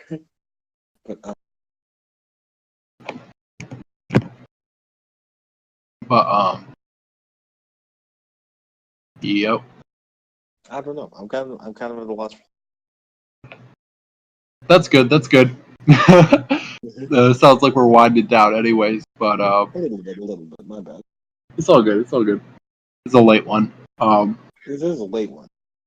That I think that's weird. The idea of like market research, because I think you basically like create markets as much as you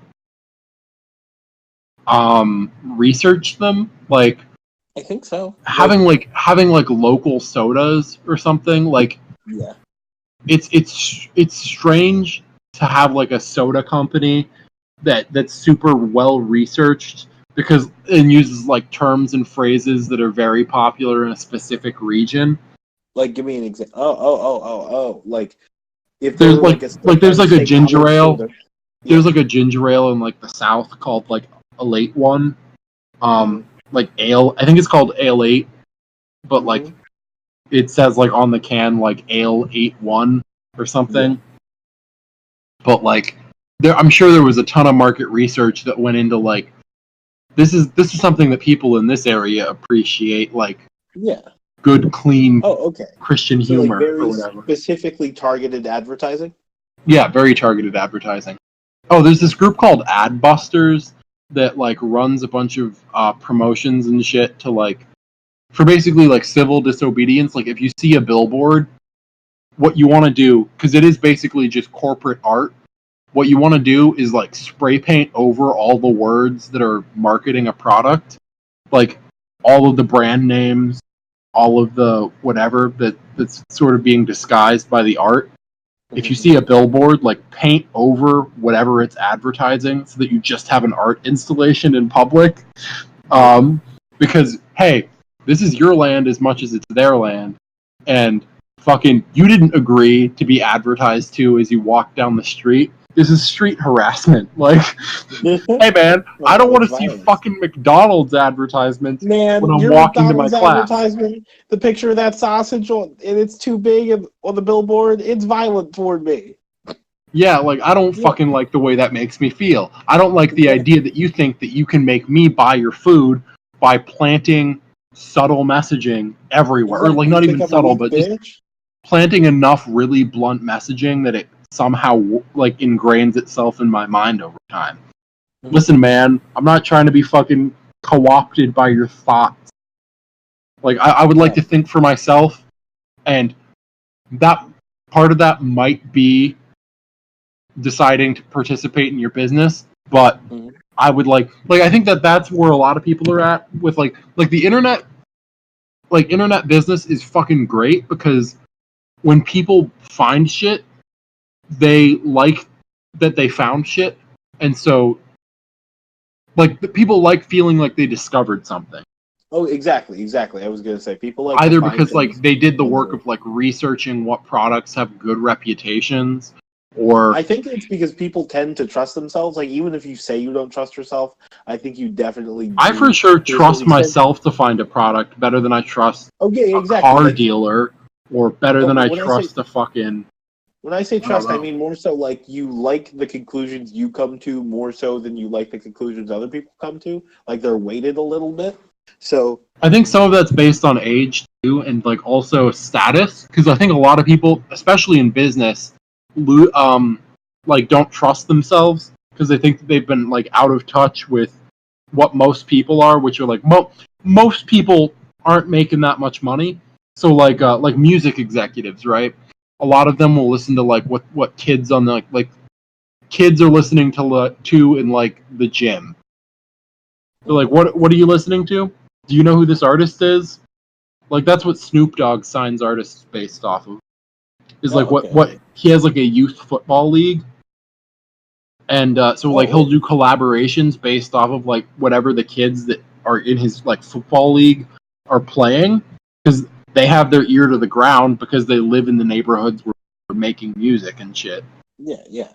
So he's like, okay, who, where, what's popping? I'm trying to be on the next wave. I'll talk to him. Yeah. What's like a low level internet meme right now? Okay, I'll blow it up. Like kids as aggregators for like what's popping, because which like is not a bad model. Yeah, and also there's a large industry around children, like just heaps and heaps, because everybody's afraid that they're gonna do some bullshit, and everybody wants to buy their kid shit, or not everybody, but a lot of people buy their kid shit. Like that's a benchmark like, for success. People. Like even more than like a house and a car is is being able to like have a kid and afford a kid. Yeah, like have a kid that's kind of balling. Like you want your kid to be able to go into school and kind of stunt, like to do things that you couldn't do even. Yeah, exactly.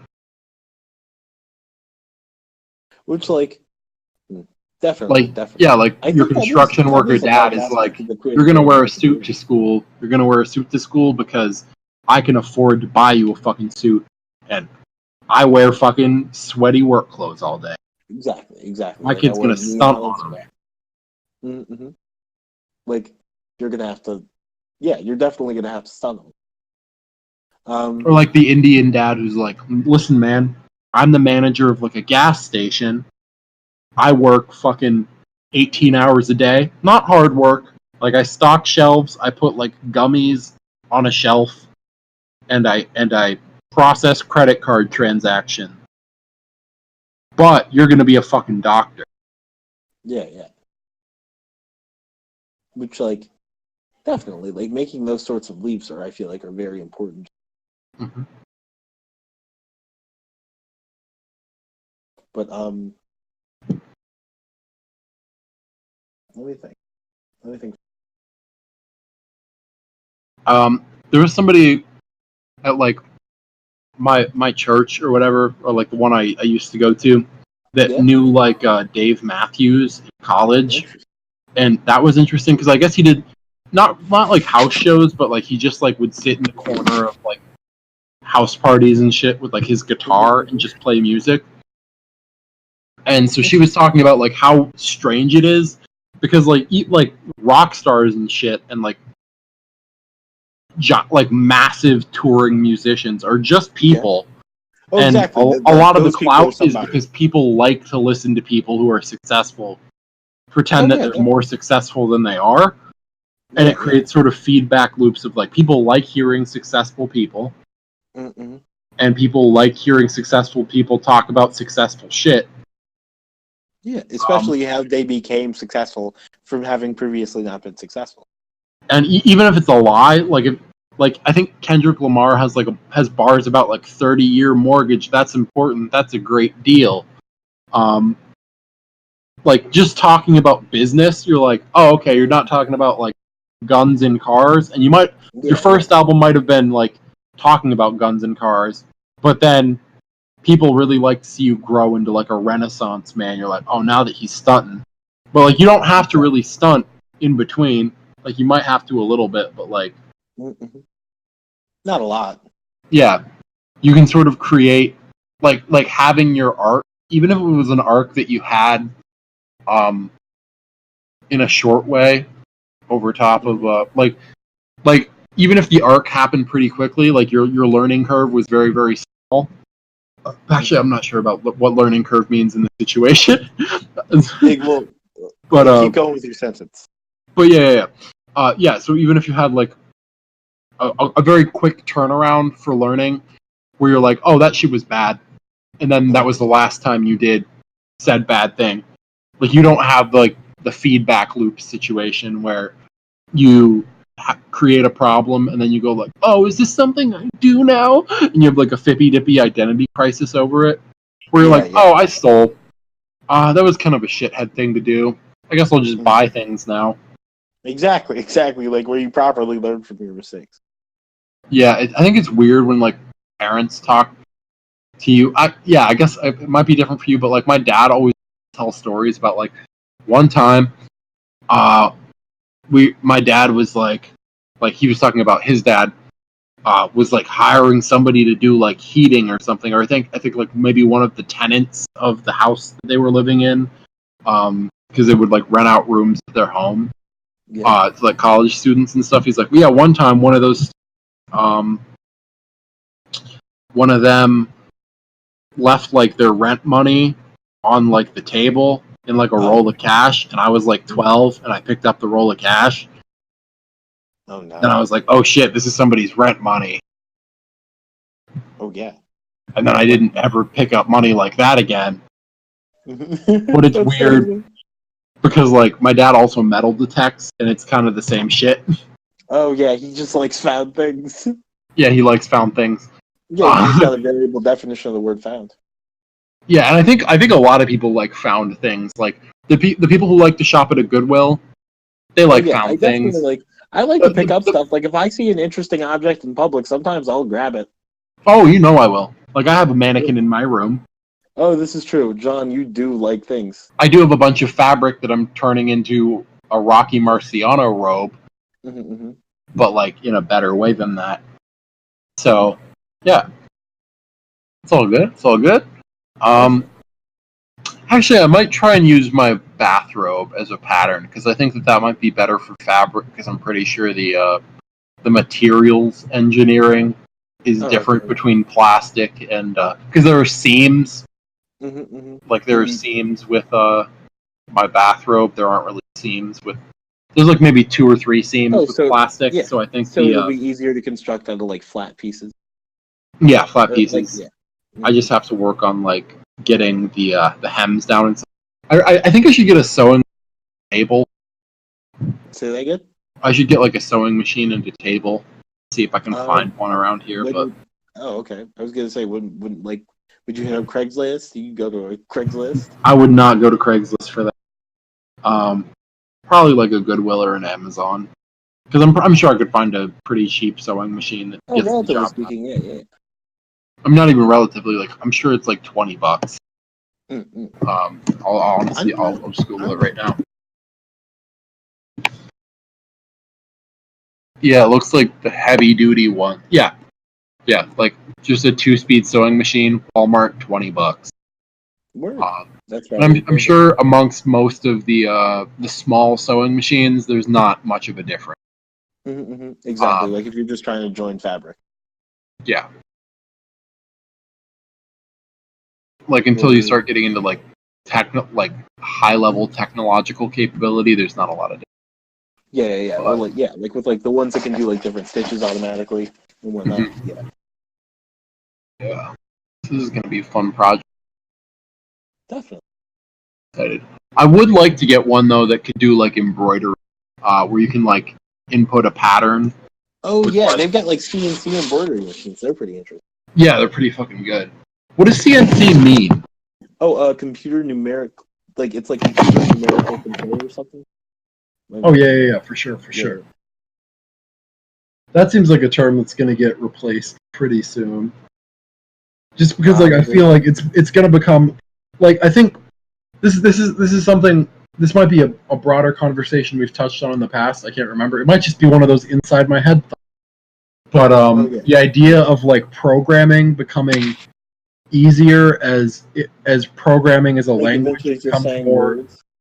Yeah, as programming becomes more synonymous with the way most people speak, or like most people would like not even speak, but like make decisions, because in that language is in and of itself just like a like it's sort of code we're running. Yeah. Like code we're running to process our actions. And I don't think it's necessary, because you can. I don't know. I think it's probably necessary. It's probably necessary because it's there. But yeah, just Yeah, it's code that we're like language is just code that we're running to like make decisions based on our actions. And so you could likely make the code of computers you could closer to probably actual make language than it is. most closer to like action integration, because that's mostly what it is. Like it's really easy in Photoshop because it's just like it's using like object like imagery, like you're just creating like okay. like you're not dealing with like binary numbers and heavy Exactly. computation. You're just Like dealing you don't with have to like type values in. Like manipulation of tools that physical you can objects use to on a directly screen. modify. Yeah, Yeah, like the and you might be able to use the program better if you're aware of the other shit, but like it's not necessary for baseline like, use. the baseline. Yeah. And I think when programming gets to that level, and I think it's kind of there already in some capacity, like the fact that programming uses words rather Then, then like machine language, than like just like ones and zeros. Yeah. rather than That just is ones and it's zeros. it's much more intuitive already. Mhm. Like just from that single leap. And I don't think even most programmers could probably explain to you the detailed intricacies of how their machine Oh, typically works. not. Like they're different. Like they're different. I like to think of it as like a magician that disciplines, found like a magician that's a magician because they found a magic wand. Oh yeah. And so, like they may have learned through use like how to cast spells, but they couldn't tell you how to make the magic wand from scratch. And I think there probably be like a similar type of magician, and they're a magician because they can make a magic wand, but can't necessarily cast spells. You know what I mean? Like I feel like there are a bunch of within like the broad term of computer science. Like I've been watching a couple other videos recently about like making things like video cards or typing like "Hello World" via like program, like essentially like making a circuit. You know what I mean? Like using the microcontrollers and everything, and it's exhaustive, and it's an entirely different discipline than writing code. And so I think that I don't know, computer science probably isn't well enough differentiated within the. That's okay. Something I really wish that the technology programs at State High had more was like integrating like electronic objects like Arduinos and stuff with like programming and code, because that is where much of the application is the interplay between those two things. Devices. Yeah. Rather than just like, because you need to know how those things work to really be able to use code in a way other than like being a systems manager. Yeah, or like a very neurotic graphic designer. Yeah.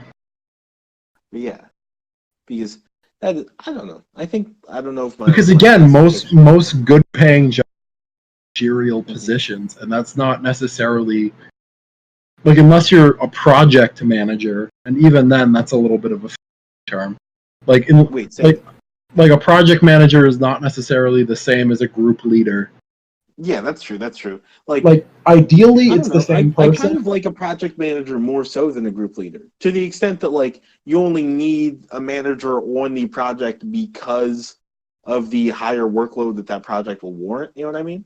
Because I feel like, typically speaking, like most people know how to do their jobs. You know what I mean? Or like if you know how to do your job, you know how to. Ideally, I think like necessarily need to be told I don't know. It depends on. I mean, I guess there are levels, and I think most programs kind of operate at levels just because for efficiency reasons rather than like nefarious reasons, but it looks a little bit nefarious if you look big picture. Like compartmentalized information is a little bit scary because like you couldn't necessarily explain, nor is it necessarily practical to explain every step of the process to everybody working on a project. Yeah. But like just baseline understanding is a little bit interesting. Oh yeah, I think you should at least. I think everyone, no matter like, I believe this is true universally. Everyone should understand how their actions fit into the whole. Yeah, like ideally, you have like 5 high-level jobs that are like that are managing all the core components of a project, and they delegate like task work to the people who are operating at like low levels, either due to incompetence or incompetence within an organizational structure, which is just like, which I would define for like they're just new to the job.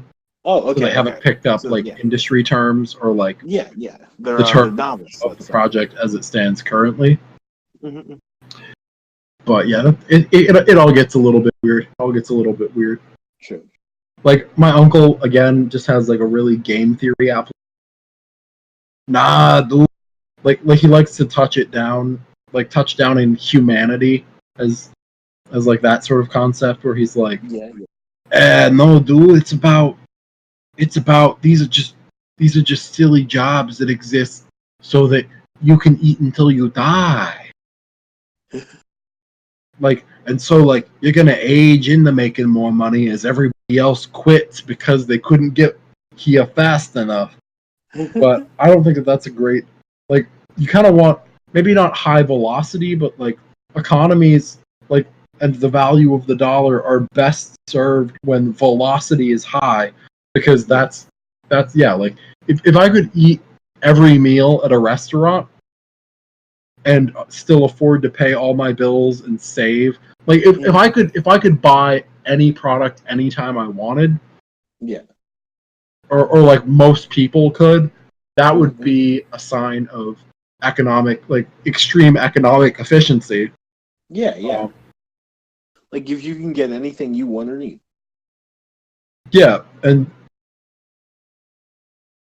just all the fear around like the relative value of tasks is a little strange. Oh, it really is. It really is. Like people are afraid that they're not going to be able to make change with their time. Because like we talk about pulling your social weight or whatever. Yeah. But like it's really fucking hard to put like a hard number on a certain task. I think there's like a feeling. Like I think you can determine which actions are essential to society and which aren't, right? And I think there's only one thing that's essential to society, or like there are like really two or three things that are essential to society, right? Like there's that's the incorrect word. You're right about that. That's the incorrect word. Not essential, like positive, positively impactly to society. You know what I mean? Yeah. Like, once we get into all the fippy dippy stuff, like I don't know if it gets strange. It gets strange. I think there's like you can do a good amount of classifying before you get fippy dippy, right? Like I think I'd say there's a fair amount of space between like, because most things make the world a better place for somebody. Exactly. But and I think that like if you can make the world a better place for enough people, then I think you're kind of pulling your societal weight. And obviously there's like how much weight you have on society varies, you know what I mean? Like students have a different amount of weight on societies than full adults, so you know, like children, the elderly, etc. I wouldn't even necessarily put, I don't, it depends, because like at least in the US I wouldn't say that students have that much weight. Oh no, because they're like, yes, in that they're not really. I don't know, because they're generating revenue. I'm agreeing that they. I'm trying to agree that they shouldn't have that much societal weight. That they should have less, because like being a student's kind of a weird time. You know what I mean? Oh yeah. But it's hard to like again define that societal weight, because they're like they are the future. Like as dumb as it is to get into like the confidence scheme of you are the future, and to forget that like the kids younger than you are more the future than you are.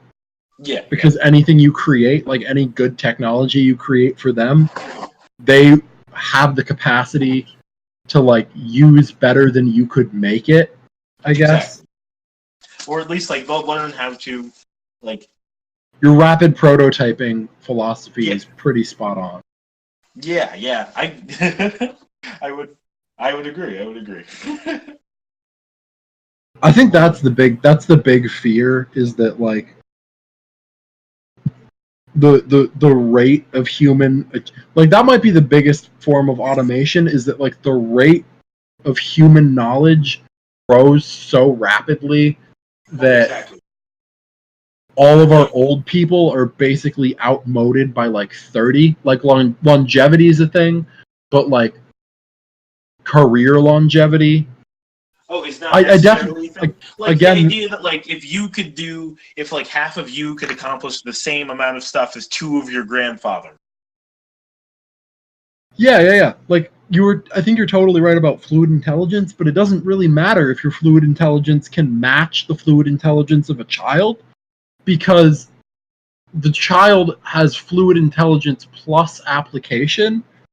Yeah. Like, and I guess you would also have knowledge, and so that's a little bit difficult. Like, getting fluid intelligence without losing established knowledge would be a difficult concept, because that's part of like the reason why kids can pick things up is because they don't have a lot of shit upstairs already, and they don't have a lot of useless shit. And that's why I think that the like the best way to improve fluid, like your fluid intelligence, or at least like for the purposes of like the way I would like to live my life, is to what am I trying to say? To create a device that allows you to like readily alter your perspective, or like to a certain extent, like to like maybe alter is the wrong word, augment. You know what I mean? Like if you could literally see the world differently, then perhaps you would not necessarily be as attached to your preconceived notion, and therefore could see things in like a more useful frame.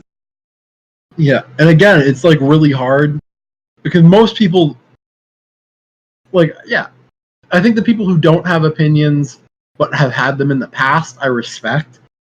But like, it's hard to pick them back up and be like, okay, what do I actually believe? Like, what can I agree with that has like real tangible results? That's a little bit difficult because like in the real, if you can't quantify it, it's very hard to like I don't like I definitely get the ethos of, listen, we need to kill all the philosophers, all the artists. Like, listen, dog, we're just trying to build buildings and like ideas. Exactly. Yeah, we need like hard math. We need hard math and engineering, because that's those like, are what. Can you make a house? Good. Like yeah, that's what modifies our environment. Like, exactly, houses. Listen, we need people who know environment so that they can know when we've done too much to the environment. Yeah. We need people who know plants because we gotta eat those. We gotta eat those. We gotta eat those in the long term. Yeah. And we don't need to be feeding the mouths of people who don't know how to feed mouths or how to house people. Like, dude, you seen Jimmy over there making all those looking rocks? We don't need looking rocks. We need sitting rocks. Yeah, looking rocks. He's just sticking pebbles in his eyes. Listen, we need doctors, but we also need. Oh, I definitely think it's really funny, the idea of like surgery on like medical practice on like captors of war or something. Yeah. That seems really funny. Like, oh no, we're gonna have the best doctors, but we're gonna do it by like running experiments on all these lab rat people we took. Like, I don't know. I would mind that to a certain degree. Like, I think you could do it in an ethical way where you're, this person is in a war, and we're gonna take them as like we're gonna take them as a capture of war, but we're gonna focus on getting our doctors better by having them practice medicine on our the least immoral prisoners of war.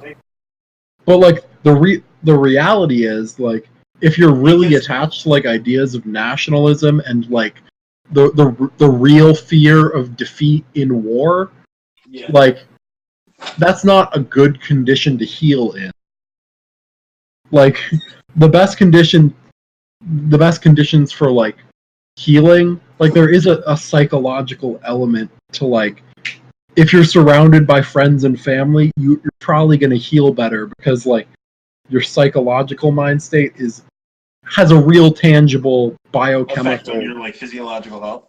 Yeah. Like, like your mental health is tied to your physiological health because it's all just meat. Like, yeah, it's all just meat. It's all just meat. So if you have no will to live, you probably won't pull through the surgery as much as somebody who has like the vitality. Will to live, you can pull through a shit ton.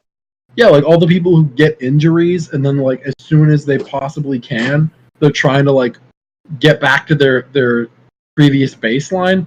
They're like, "Oh no, I was in a wheelchair. I'm not trying to I'm not Stephen Hawking. I'm not trying to die in a wheelchair. Yeah. I'm not trying to die in a wheelchair. Fucking I would rather die trying. Like Exactly. I would rather break my legs trying to stand than like remain in a wheelchair. Yeah, than like, reside in a wheelchair with like a partial.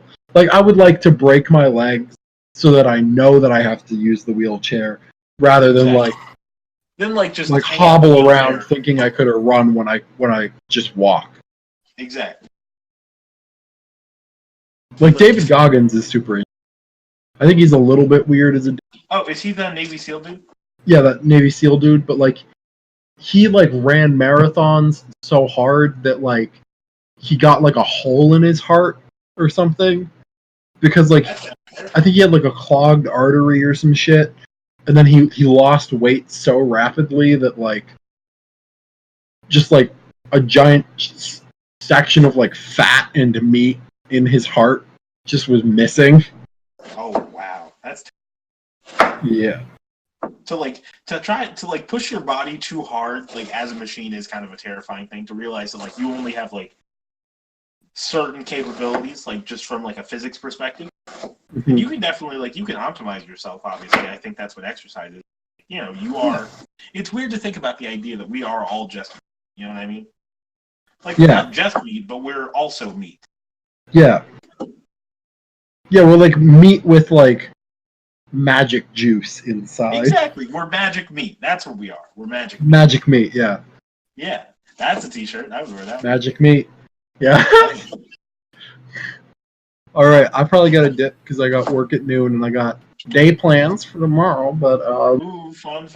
I was gonna say I am going to make food and then go to bed, and I gotta buy new work pants because I've killed the crotch of. Or you could just throw them up. But yeah. Right. For show. This has been our show. It has been a good one. This is maybe the most I've talked in complete sentences in quite some time. That said, that sentence was composed almost entirely of. Yeah. So I think the last thing you said, I believe, was how you didn't respect lawyers, and like I respect lawyers for being able to interpret the law because our law is unnecessarily convoluted. However, I feel like in an ideal society, you don't need lawyers because everyone understands the rules and can talk about them. I don't like the idea of jury of my peers historically, and I don't like the idea of jury selection being like, oh no, we're not gonna make a jury of your peers like a jury of people your age, and like in your situation, because like you're not really my peer if you're a fucking banker. You're not like. Just because you're like in my community, like you're where I live, doesn't make you my peer. And I think it sort of kind of does. Like, not really. I think it kind of does. Like if you're like, oh, I would never do that because I'd just pay somebody else to, or like I'd hire a lawyer about it to find out a legal way to do that. It's like, hey, I don't have access to that. Okay. Yeah, that's true. But like, I feel like. I don't like the idea, like a jury of one person wouldn't make sense, but like a jury of 12 people is a decent enough size. Like, oh yeah, but like there's so much selection that goes into like who decide, like, because both lawyers are trying to get like, basically they aren't trying to get an impartial jury; they're trying to get a jury that's partial to their client. Like, and I feel like that's like, yeah. And like, I think all trials should have juries, though. Like even civil trials, I don't like judges doing making decisions. I like judges to the extent that like, okay, so one, I think the different strata of lawyers, because our law is so convoluted, like being a lawyer is a skill that's worth paying for. I think that has created a hierarchy of lawyers, and at the very top end, you have the best people who only the richest can afford, and that sucks. But I think that's mostly due to how convoluted our law is. Like, if we were in an ideal society in which the law was simple and brief, so everyone could talk about it, right? Then you wouldn't need lawyers, and so it would just be like the the plaintiff and then like the defendant, right? and you all would present facts to a jury, right? Like a jury of a number of people. But I feel like you still need a judge, because if the jurors are to decide, you kind of need somebody like an authority figure to moderate the discussion. You know what I mean? Just to make sure it stays like productive enough, because stuff's got to happen like timely. So I don't hate the idea. Yeah, but it doesn't of happen timely. It doesn't happen. Well, I'm saying it There's should. no... I'm not saying it does. I'm saying it should. it should. I don't know. I don't even know if it should, because Or well, as fast as possible. maybe. Well, explain to me. Well, hold on. Well, yeah, just give me all your thoughts. I don't know. It's just like I don't. It gets a bit weird. I don't know. It's. Well, I don't. Because like I don't want like my murder trial being decided quickly. I would like basically to drag it out as long as possible, but just to get the best case possible. I mean, what if it's all super duper clear? Like, I feel like if it's super duper clear. I think that machines will like just video evidence already has made trials a lot shorter. Oh yeah. But, yeah, like if you have a video of like Ray Rice punching his girlfriend in an elevator, you don't have to like go into the he said she said of like, whatever. And then you're dealing with like who got there first or whatever. Yeah. Like, that's definitely one of the interesting things about Big Brother. Like that, it'll be dope to have an objective record of everything, sort of, kind of. It's also kind of terrifying, but it would be interesting. Yeah. But can you explain to me why you don't like the idea of judges? No, I don't like the idea of judges decide like in a family court or something. I don't like them making proclamations or something, because like when you're not dealing with guilt or innocence, it's a little bit difficult. Like I don't like the idea of you just settling like small claims or some shit. Like it gets a little bit weird. Like it's if it's something that we can figure out between ourselves and come to like like I don't like the idea of them taking the place of like of like a good discussion between neighbors. You know what I mean? Oh yeah, a good discussion between neighbors, or like in a business sense. Yeah. Like a whatever. I don't know what you would call it. Like a negotiation, basically. Yeah. So you're saying that you believe you're very confident in your ability to negotiate without some kind of moderating authority figure? Yeah, and I don't like the reliance on a moderating authority figure either. Like somebody who doesn't necessarily have, like, it gets different because much. You're right. There's so much law, and it is so convoluted. And I don't think it's great to have 50 states that all have different laws. It is weird to have, because the reality of that is like I like the idea of like cities being able to make some determinations or something, but like I guess it is easier to keep up on the and they do, but I guess it's easier to keep up on the laws of like a state rather than a city, just to be like, okay, where is what I am doing legal? Yeah, is what I'm doing legal where I am right now? Like you can't fire a gun in a city for the most part, but if you're in the middle of fucking nowhere, you can do that with basically like as long as you don't hit anybody. Like, really quick, here's what I was gonna say, like about moderating authority figures. I feel like you would kind of, well, I understand that like you might not need them. However, like how much do you think you can trust the average person to be reasonable, right? Like if you had a moderating authority figure, right, that wouldn't necessarily cramp the style of your discussion, but would make sure your discussion was productive and bound by certain rules, you know what I mean? Like the rules of proper discussion, I feel like that would be useful. To say to talk about. But I don't like the idea that they're defining the rules of what is proper discussion. I feel like proper, like the rules for, like, if they're like, what if you're trying to communicate properly and they're just yelling, you know what I mean? Like yelling the same word over and over in an unproductive manner. Like at a certain point, I feel like when you're talking to someone, what am I trying to say? I don't know. I think that I don't know. It's someone who for for someone who claims frequently that the average person is not necessarily that trustworthy, I feel like you're putting a lot of faith in your ability to have a productive discourse with just a stranger.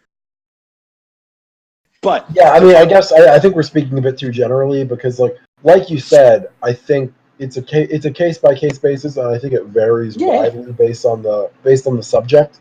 If you're talking about environmental regulation in business, that's one thing. Just to be listen, the people as a collective have established these laws based on hard science that you can't be fucking dumping weird ass toxic ass chemicals into the water main. I like that. You gotta stop coming into the ocean. But yeah. I don't know. It's a little bit difficult. No, I like the option of a judge. How about that? I like the option of a judge. But I don't I don't like a Judge Judy type character where it's oh no. Because I want an impartial third party. Oh, they're not. That's all I want. Yeah, they're impartial, but they're not really making their determination based off of evidence. They are, but it's mostly their gut. Not even their gut feeling, but it's mostly a feelings battle. Well, I suppose I agree. Feelings battle ensues. I agree with you to the extent that I don't like the way the judge necessarily exists in the modern day, but I like the idea of an impartial third authority figure, right? That doesn't necessarily make a decision, but ensures that everyone else's decision-making pathways are proper, I suppose. You know what I mean? If the jury makes a decision, the judge's job should be to make sure the jury's decision makes sense. You know what I mean? Or if you and the person who's on the other side of this hypothetical legal conflict are both presenting your information, right? The judge's job is to make sure that or this hypothetical type of judge's job would be to make sure that your presentation was, I don't know, proper, factual, etc. You know what I mean? I feel like judges should just make sure everybody's on the level. I like the idea of someone who makes sure other people are on the level. Yeah, that's what I like. So that's not necessarily the American judge, right? But Yeah, I don't like getting into these with not even getting into these.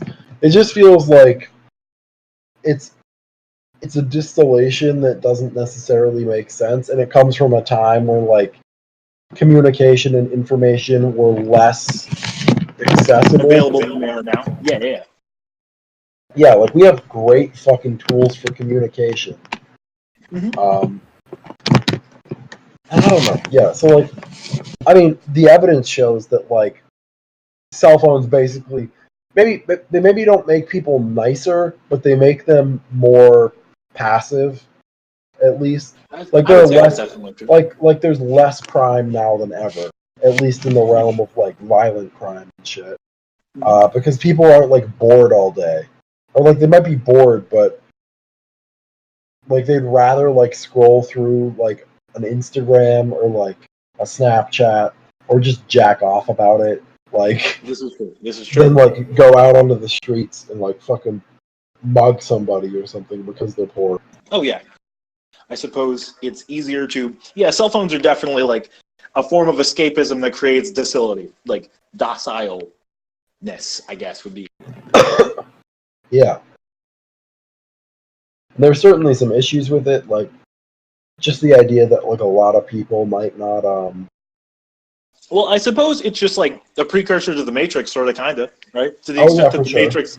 Yeah, to the extent that the Matrix is a perfect simulation, I could definitely see this as a precursor story, just screens that humans are kind of attached to. I was thinking about that earlier today, actually, about how much of my time I spend directly focused on a screen and not in a watching sort of way.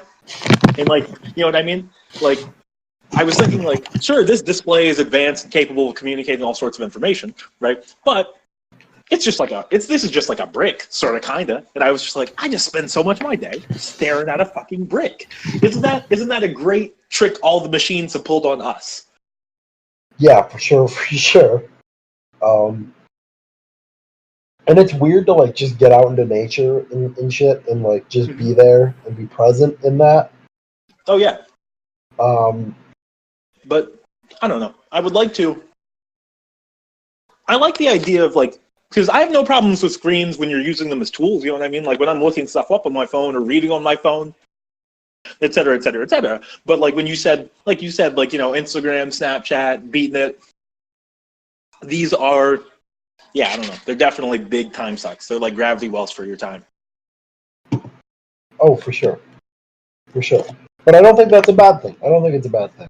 I'm glad that they exist. Yeah, me too. Me too. The big thing is, I think that we should make I think that it should be a major priority to get technology out into like the places where the resources that we make it are. Oh, like, yeah. Like, I don't know. I guess that's kind of analogous to, in Jamaica, how they farm a lot of cashews, right? But like the class of person that farms cashews does not make enough to afford the cashews. So in that sort of way, like we should make sure that the people who are the means of production have access to the fruits of their labor. Yeah. They're not even the means of production necessarily. They are the, I mean, yeah, I guess they are the means. Like they are the biophysical capital. Yeah. That like takes resources and makes, but like yeah, like loggers, that's a real job.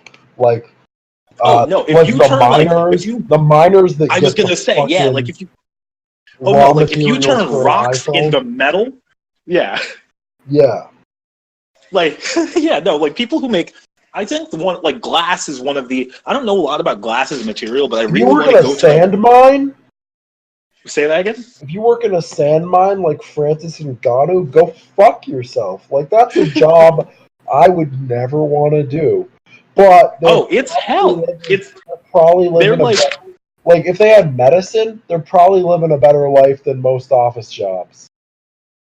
I mean, at least I don't know, like more as far it's as like it's real in that people need what you're doing, and it's physical, so it keeps you healthy, and then also it's not particularly laborious mentally, so you can keep your mind free. I would try it out if I had good health care.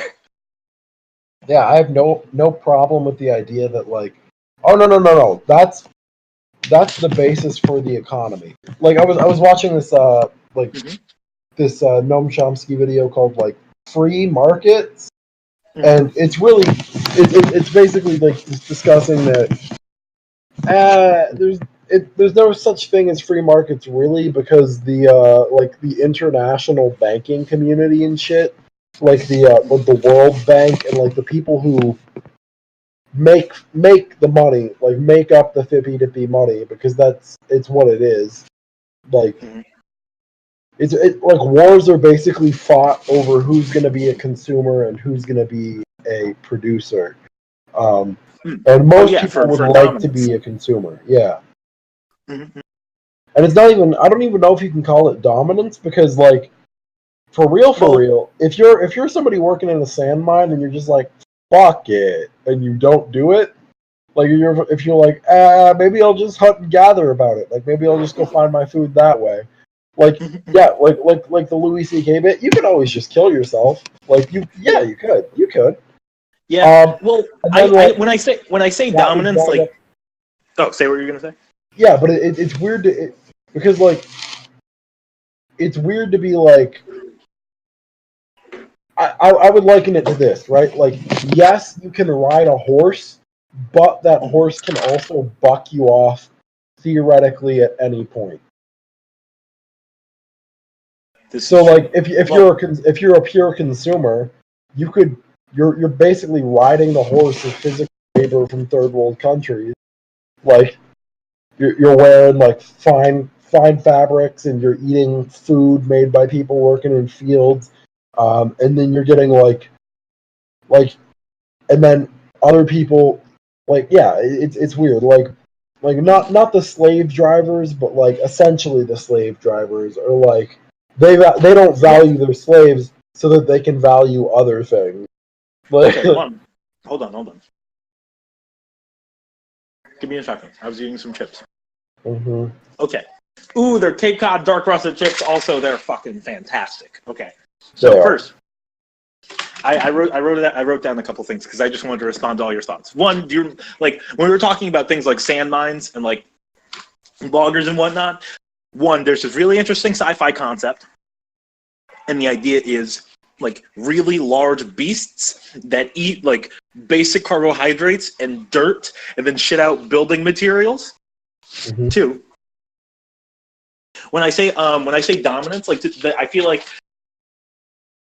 party, like what am I trying to say? Not parties, but factions. You know, like even though like when those factions are corporate or like national, et cetera, et cetera, et cetera, they recognize like, oh, our spheres of influence overlap. We're going to have to interact with each other as a virtue of human interaction. We're going to be playing a game, right? And the same way that in chess, it's more advantageous to start with like the white set of pieces and the black set of pieces, right? Being a consumer versus a producer, it's just a matter of, yeah, for the temporary game, it's a matter of choosing the more advantageous role first, I guess. Because if you're a consumer, like you said, then you reap the benefits of the labor of another nation's people. And then, like you said, like in that horse bucking metaphor, you know what I mean? Mm-hmm.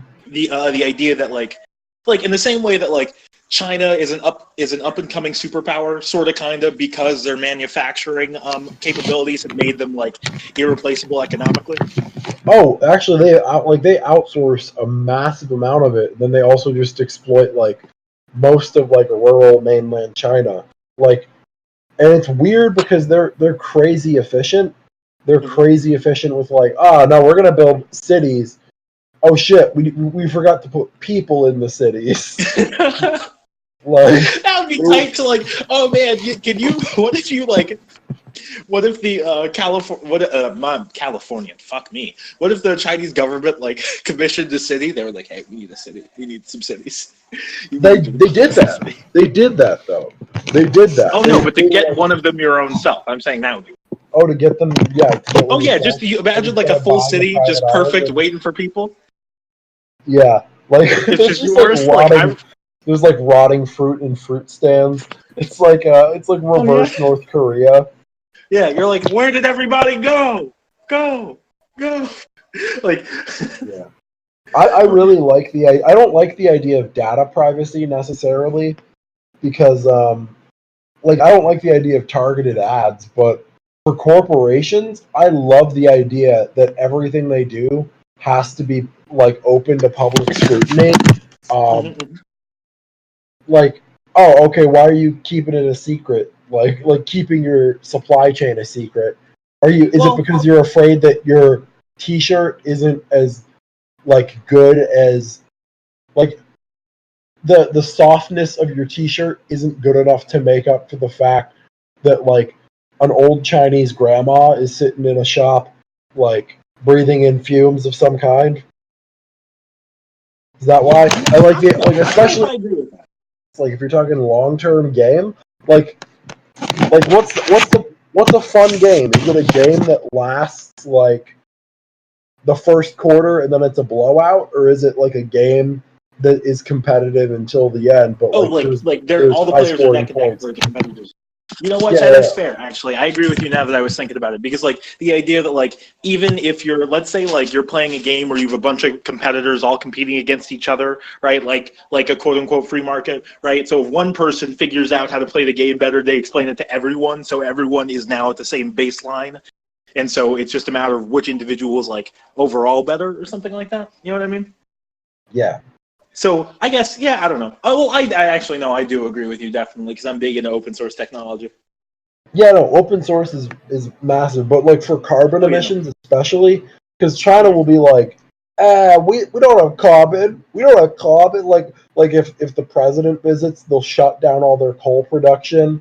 Oh yeah, like the U.S. president. Oh yeah, no, they'll shut down their coal production and be like, "There's no smoke. What are you talking about? No smoke, no smog." Yeah, exactly, bro. The air's always been clear. 1,000 years the air's been clear. Yeah, but I think that, but like just the idea. Definitely synthesis is more. We have permanent measurements at like regular intervals, measuring like the ecological viability of like maybe not every inch of land, but like I don't know, like every square kilometer or some shit. Like the idea of getting like satellite imaging that, I mean, we already have it in some capacity, but like satellite imaging that exactly details like soil health or something from space. Oh yeah, I I feel like all that sort of information, like the information about, like, I think that information should definitely, like, actually, yeah, we should, like, if the planet itself were open source, right? If you could look up coordinates and be like, oh, dude, yeah, I could definitely hike there, or something like that, or like I could start a civilization there, right? Like, oh, the soil's got the right pH, I can plant these plants, you know what I mean? Like, it's got the right type of tree, I can build this type of structure, et cetera, et cetera. Like, I don't know. Oh, yeah. I think that would be. I think that sort of thing would be very interesting for the. I don't know, for like oceanography, just to the extent that the ocean is more so unexplored. For Right? sure, for sure. I I think definitely really like the idea of so like I have a rural sociology class. And, like we were talking about like ancient civilizations. Like the idea of plumbing is not particularly new to people. Like it's no. been around for thousands of years. Oh yeah, like ancient people weren't stupid. It was inconvenient back then to shit in the hole as well. Like yeah, no, like people noticed. Oh, more people die if you don't move the shit. Yeah, shit. Like, oh, what is it? Smelly and bad for you? Yeah, shit. Exactly. Like shit. What is that? What comes out of my ass? I'm not trying to do that.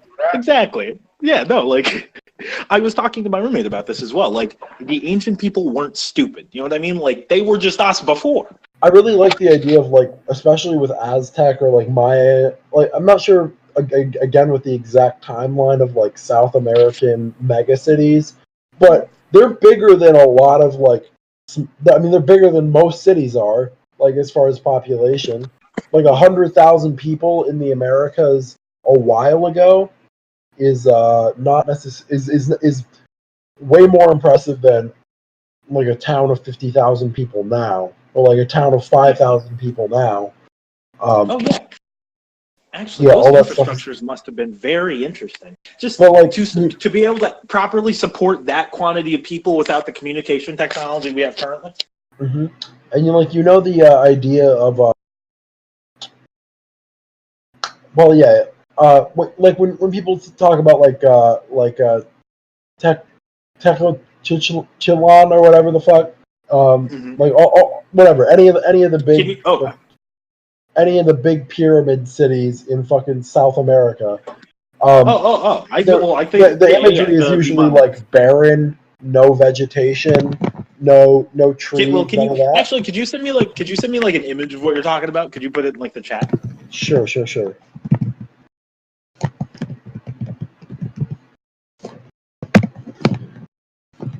But like all the oh yeah. Sure. Here we go.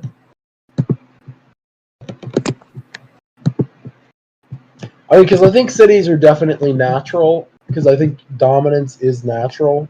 So I think you're right in that capacity. But there are like a whole bunch of cities. Like what was the one that was found with like a LiDAR detection or something? I'm not sure. Wait, where was it? Do you know? It was in somewhere in like a forest. Give me a second. Oh, I was gonna say, yeah. Those are looking pretty like zigguratty. That's what the most recent iteration of the Quar Solutions logo was inspired by. LiDAR detector.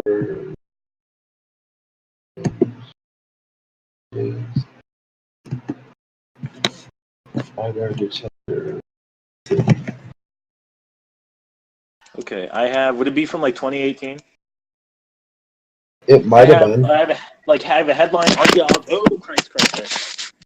Archaeologists have discovered a mysterious Mayan megalopolis hidden beneath the Guatemalan jungle. I'll put it in the yeah. I'll put it in the chat.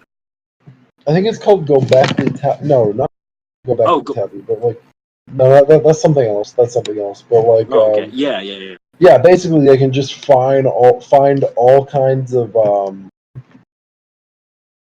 cities that are like in forests, and I really like the idea that they were smart enough to realize, oh shit, we raped the landscape, and it's very Oh, yeah. important for the long-term viability. Like, it's not that everybody there died and nature reclaimed it, but like Yeah. that they reclaimed nature and then also died.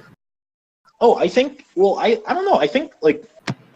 Well, I think in addition to that, you would have like they would have noticed like the diminishing natural returns, I suppose. Oh, for sure. Yeah, that's why I was thinking about the idea of like the walled garden being the proper nature of human, like the proper environment for humans, right? Like humans should make an environment that's essentially a walled garden, like just enough infrastructure to ensure the nature functions ideally.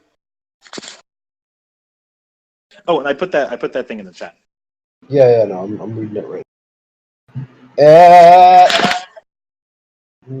Okay. Yeah, that shit is insane. Oh, no, Because really yeah, is. I mean, people do like living. Oh, I also like the idea that like towers are natural too. Like people love building shit that goes up. Oh yeah, I was just reading about in that book about visual perception that I've been reading off and on for fucking forever. The most recent chapter talked about, or the one that I just went through, talked about the horizon and how it's essentially like all things that see, all like terrestrial seeing animals understand the horizon to the extent that it's just like a part of the environment, like it's an environmental constant, right? And how the horizon essentially aligns at eye level, and if you can't see the horizon, then the thought is to go higher to make the horizon visible. You know what I mean? I think that kind of relates to the idea of building towers. That makes sense for sure. But like also you could just be like, it's a fucking bird up there. Or Exactly. like, Like I want hey, to we get up want to there. see like our enemies coming. We're gonna build a Oh, yeah. big ass fucking tower about it. Oh no, exactly. Like I'm saying that like yeah, that like that is the natural human conclusion. Well, to the extent that like we're seeing animals and we know that like if you can't see something that you know should be in front of you, directly in front of you, then go higher and your view will expand. You'll be able to see more of the environment, right? It's crazy to we do also, that on a surface that isn't like like natural. already no, that isn't already raised, to be like on a flat plane. Oh yeah. But it Oh no, makes but like I sense think because like it's in the same hard, way that we used to be it's tree hard as animals, fuck. you know what I mean? It's hard as fuck to bring trees like up a mountain. And so it makes sense that you just be like, let's just build it right here where the trees are, or like Yeah. or next Yeah. to the quarry. Let's build the big ass tower next to the quarry. Oh, exactly. But yeah, pyramids are definitely natural for sure. Oh yeah, like humans, like I don't know. I think they're like the bowerbirds, the ones where the males make those beautiful nests. They're like peacocks. I think yeah, like man-made like structures, like making things. Those are like dudes' peacock feathers in a major way.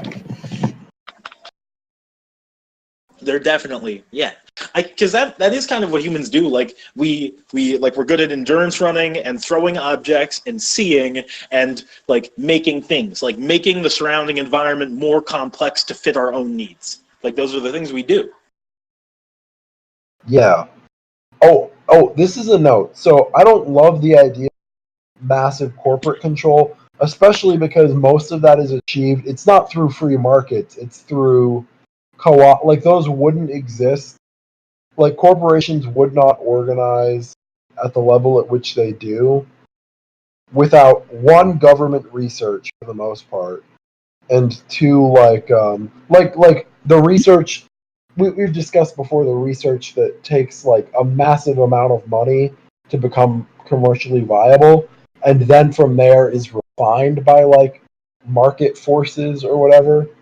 Oh yeah, but you need like like a lot of additional, like a lot of activation energy up front to make novel corporate strategies viable. Is that what you're saying? Oh yeah, for sure. I don't even know if because it would be novel. I was thinking about like, like how like I was just thinking about like graphene, like the material, like it's like it's the one made of like a carbon, like it's like a plane, like a sheet of carbon atoms, essentially like one atom thick, and it's like the strongest, lightest material humans have made, and it's got like a lot of hypothetical applications from like composite materials to like like battery technology and supercapacitors and whatnot, but it's not really in commercially available stuff yet. And that I imagine that is largely too like, yeah, the cost to do the research to implement it consistently up front is too high. Yeah. And with Like the market pressure is not. oh yeah, and then again with like the idea that markets are quote unquote free, like nobody likes neoliberalism, like is a big fan of it. I disagree in one example, and that's in relation to agriculture. Like I love the idea of factory farm. I love the idea that most like a people proper factory. oh yeah, proper factory farms. Like most people don't have to worry about where their next meal is coming from, because that's like the that's step one on like Maslow's hierarchy of needs. Is Oh no, what am I like what gonna should eat? you do in the day? Eat, probably. Like Yeah, eat probably. And most people don't have to think about it now.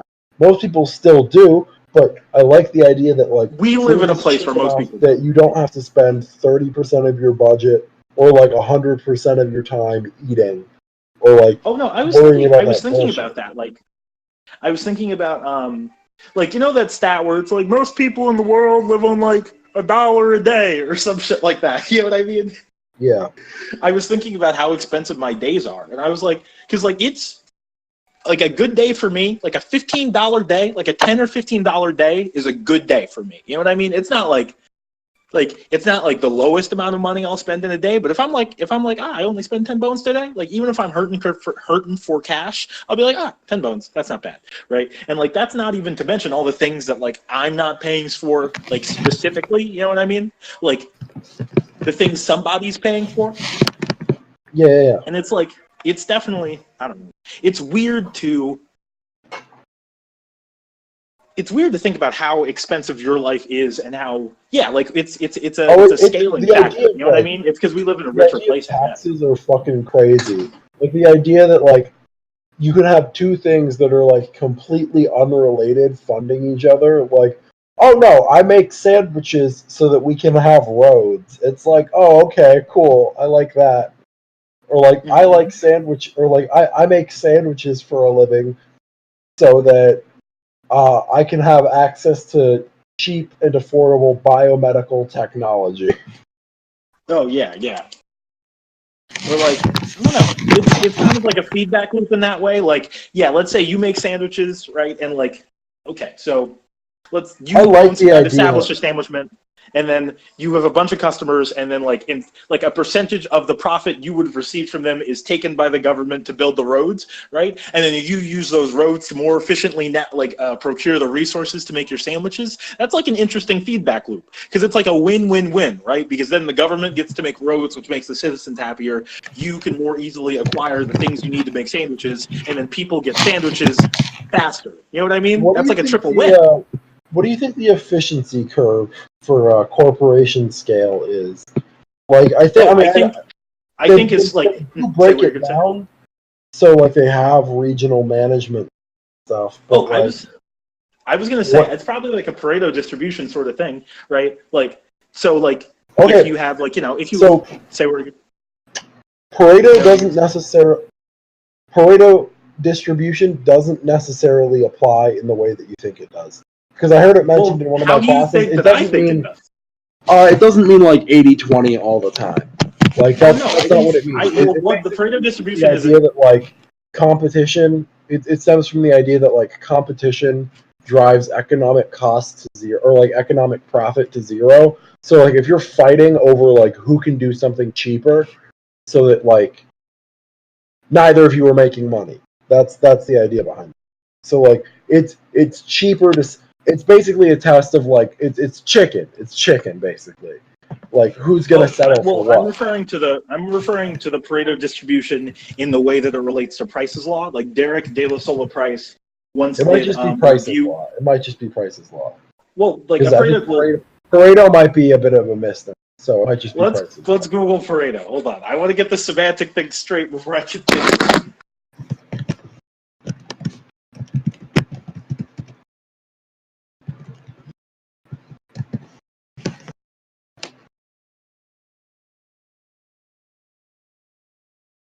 All right, definition. Pareto distribution is a skewed, heavily tailed distribution that is sometimes used to model the distribution of incomes. The basis of the distribution is that a high proportion of the population has low income, while only a few people have very high incomes. Okay, when I say Pareto distribution, I'm relating it to Price's Law, which Price did a study on the number of journals published by scientists like at the time, and he found that 50% of the journals were published by a square root of the people, right? Like of the people publishing, you know what I mean? And so like if 100 people were publishing, and half of the total like published documents were published by like 10 of those people, right? So I think saying Pareto distribution kind of maps to Price's Law, and I'm mentioning Price's Law to say that I imagine like efficiency drops off rapidly the bigger your corporation gets, in that like if you have a 10-person corporation, the square root of 10 is like around 3, right? So it makes sense that 3 people might do half of the work, in that like 5 people might have the same job, depending on how it's structured. However, when you get to like 100, you know what I mean? Like to have 10 people only do half your work, but to have 100 employees, that's not super tenable. To get to like 10,000, like 1 million. So I feel like the more people you have within the corporate collective, the less efficient it is, generally speaking. Yeah. Like it obviously depends on like your scale. So yeah, this is the context in which I heard it. Pareto efficiency or Pareto optimality is a state of allocation of resources in which it is impossible to reallocate so as to make any one individual or preference criterion better off without making at least one individual or preference criterion worse off. So it's basically saying like competition drives profit to zero. So like it's better to like, again, like I guess a good example is like if you're making a band or something and you're spending a bunch of time figuring out what the name is, and like competing over that, there's a cutoff point for which you're not making it better, you're just making it different. So yeah, I think you're describing like a Pareto distribution doesn't necessarily. Pareto distribution in relation to Price's Law, I think, is the better description for that phenomenon, because Pareto distribution just means like it just means like cost benefit, basically. So like, I'm seeing Pareto. I'm looking at a thing that's describing Pareto distribution as like, This man. The thing is, like, I actually have classes that use it, so. Yeah, no, but I'm talking about the broad concept of a Pareto distribution in relation to data, like general. Mm-hmm. Oh, it was named after the Italian civil engineer? Now we're just talking about distributions. Hold on. Okay.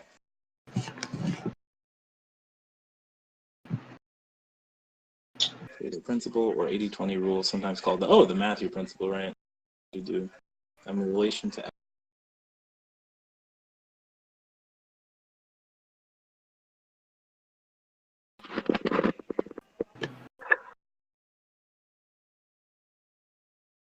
Give me a sec. We're going to do some Googling. I would understand this before we move on.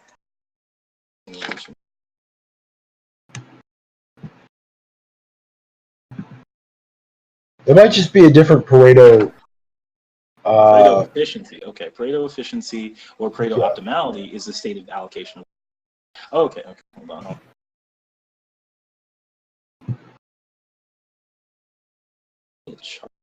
I'm not sure.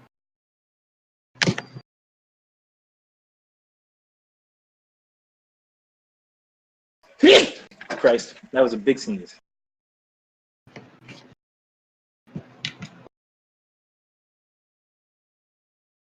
Okay. What is this? Oh, okay. So it turns out these are just two different things that are named after the same fucking dude. Yeah, and I think they're almost certainly related in some capacity. I mean, because there's something with like market externalities and stuff. Yeah, because it's mostly it's mostly a facet of like who's controlling it, like for example, like housing or something. If you wanted to look at like redlining, I don't think anybody would argue that's a market efficient, like a Pareto efficient or a Pareto optimal market externality to be like, oh no, we're gonna just keep like black people out of the free market by engineering like a market that makes like I don't know. It's weird. It gets weird. It gets weird. Yeah, it's like because I can like I'm on the Wikipedia article still. Yeah, so like definitely Pareto efficiency is related to income distribution, and income is distributed in a Pareto distribution sort of way. So this is interesting. Oh boy, I'm glad we delved into this. Yeah.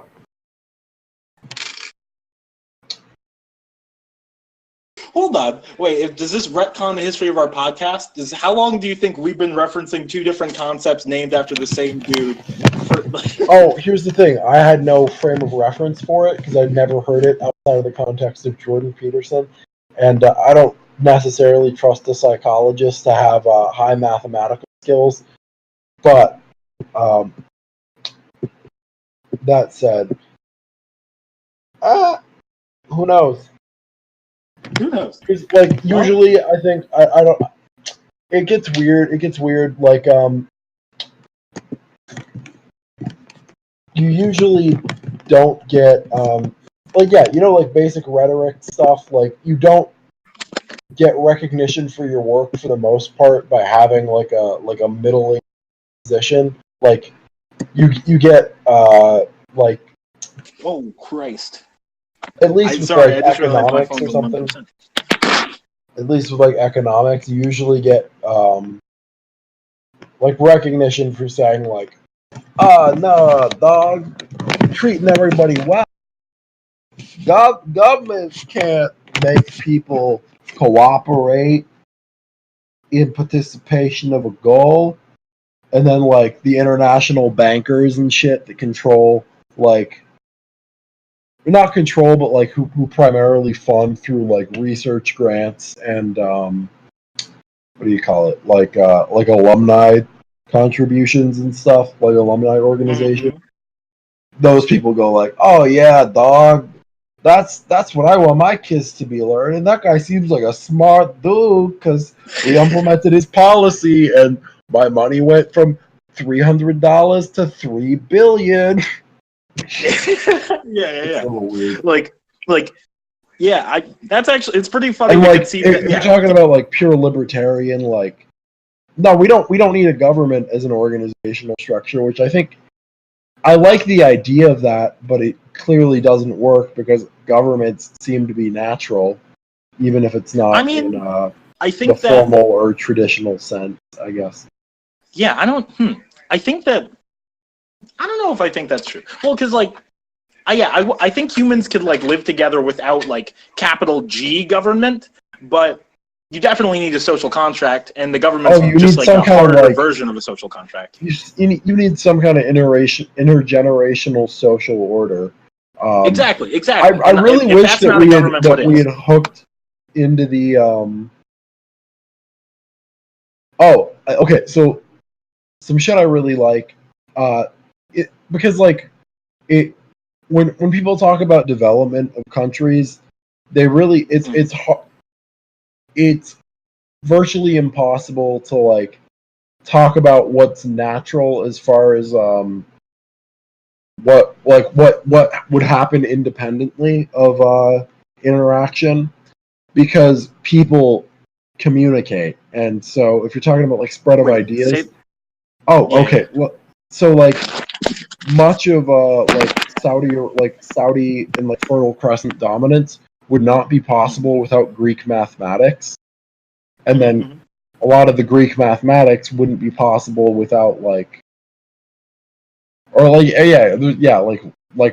Empire shit, like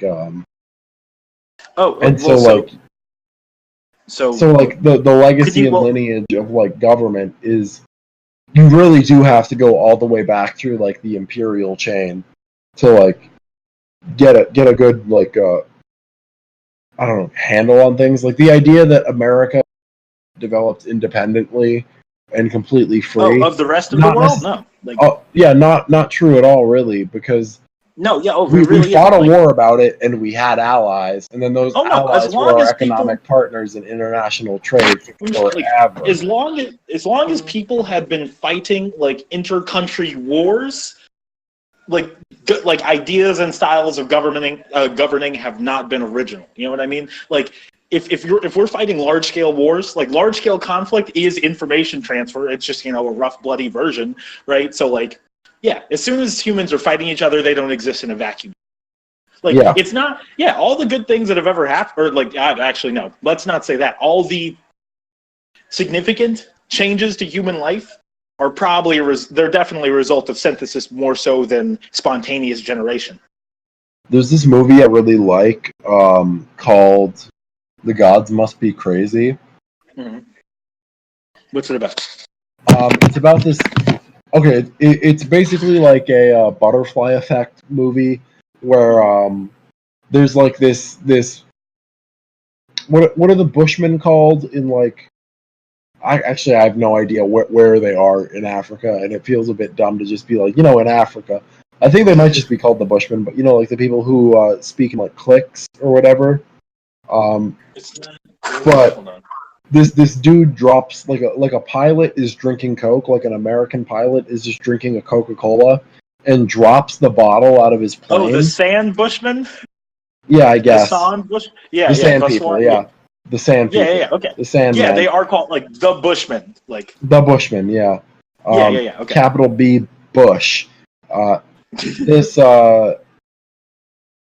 yeah, so like this pilot is just flying over Coke. like like this their spot, and he's drinking a Coke, and he just drops it out of drops the glass bottle out of the plane of his out of the window of his plane, and then these people find it, and they're like, "What are we gonna do with this? Is this a tool? Is this a toy? Like, what are we doing with this?" And then they all start fighting over it, and basically it's like the movie is basically I centered around the idea of like technology is the original sin. So like, which is very much true. Like the transition from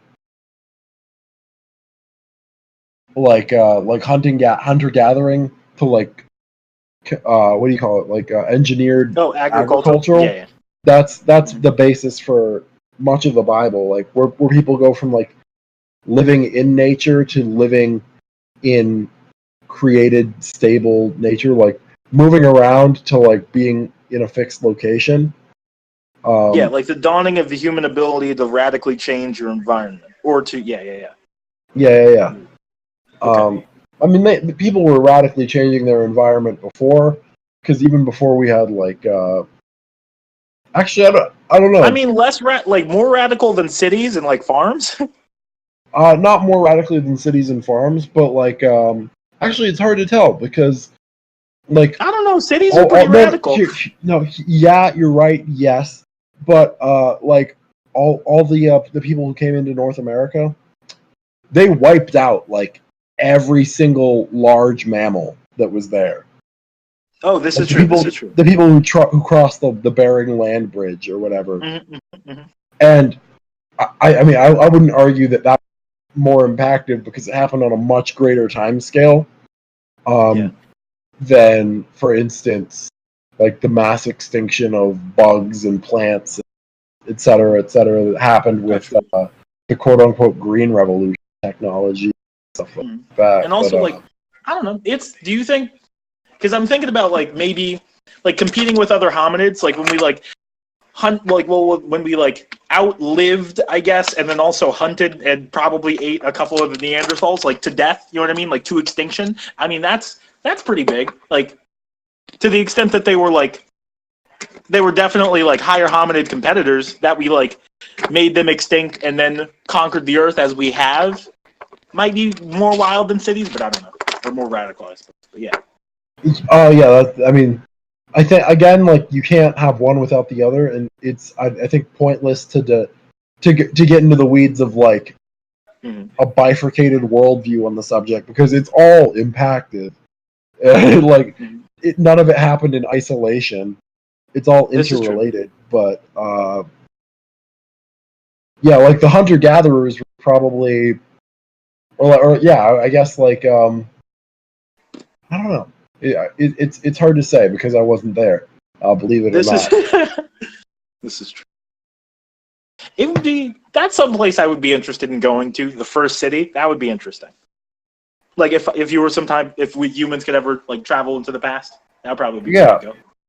It's weird. It's weird to think like what, because we vaguely know human movement patterns in like prehistory based on like language and like language similarities and stuff like Yeah, that. But in like archaeological finds, I guess. yeah, But I don't know. It's weird how much we don't know about what has happened on the planet. That's yeah, what for sure. Especially considering how like definitely parts like things that weren't underwater are now very underwater, you know? Like just the idea that the land folds. Not even underwater, but like just under sand and like vegetative like both, growth. yeah, And yeah. and plants that have just decomposed and rotted on top of it, Mm-hmm. creating dirt. But like, yeah, for sure, water as well. Oh yeah. Christ. Oh, John, I made a promise to call my mom at this time, so we might have to wrap it up. Because I was going to say this is kind of I don't know. This is an all right thought to end on. The forever hidden surfaces of the earth. Forever hidden surfaces. We are the Earth's acne. Papa Zit. Oh yeah, That's it. We're those rapping. deep Becky scars. We are. Yeah. All right.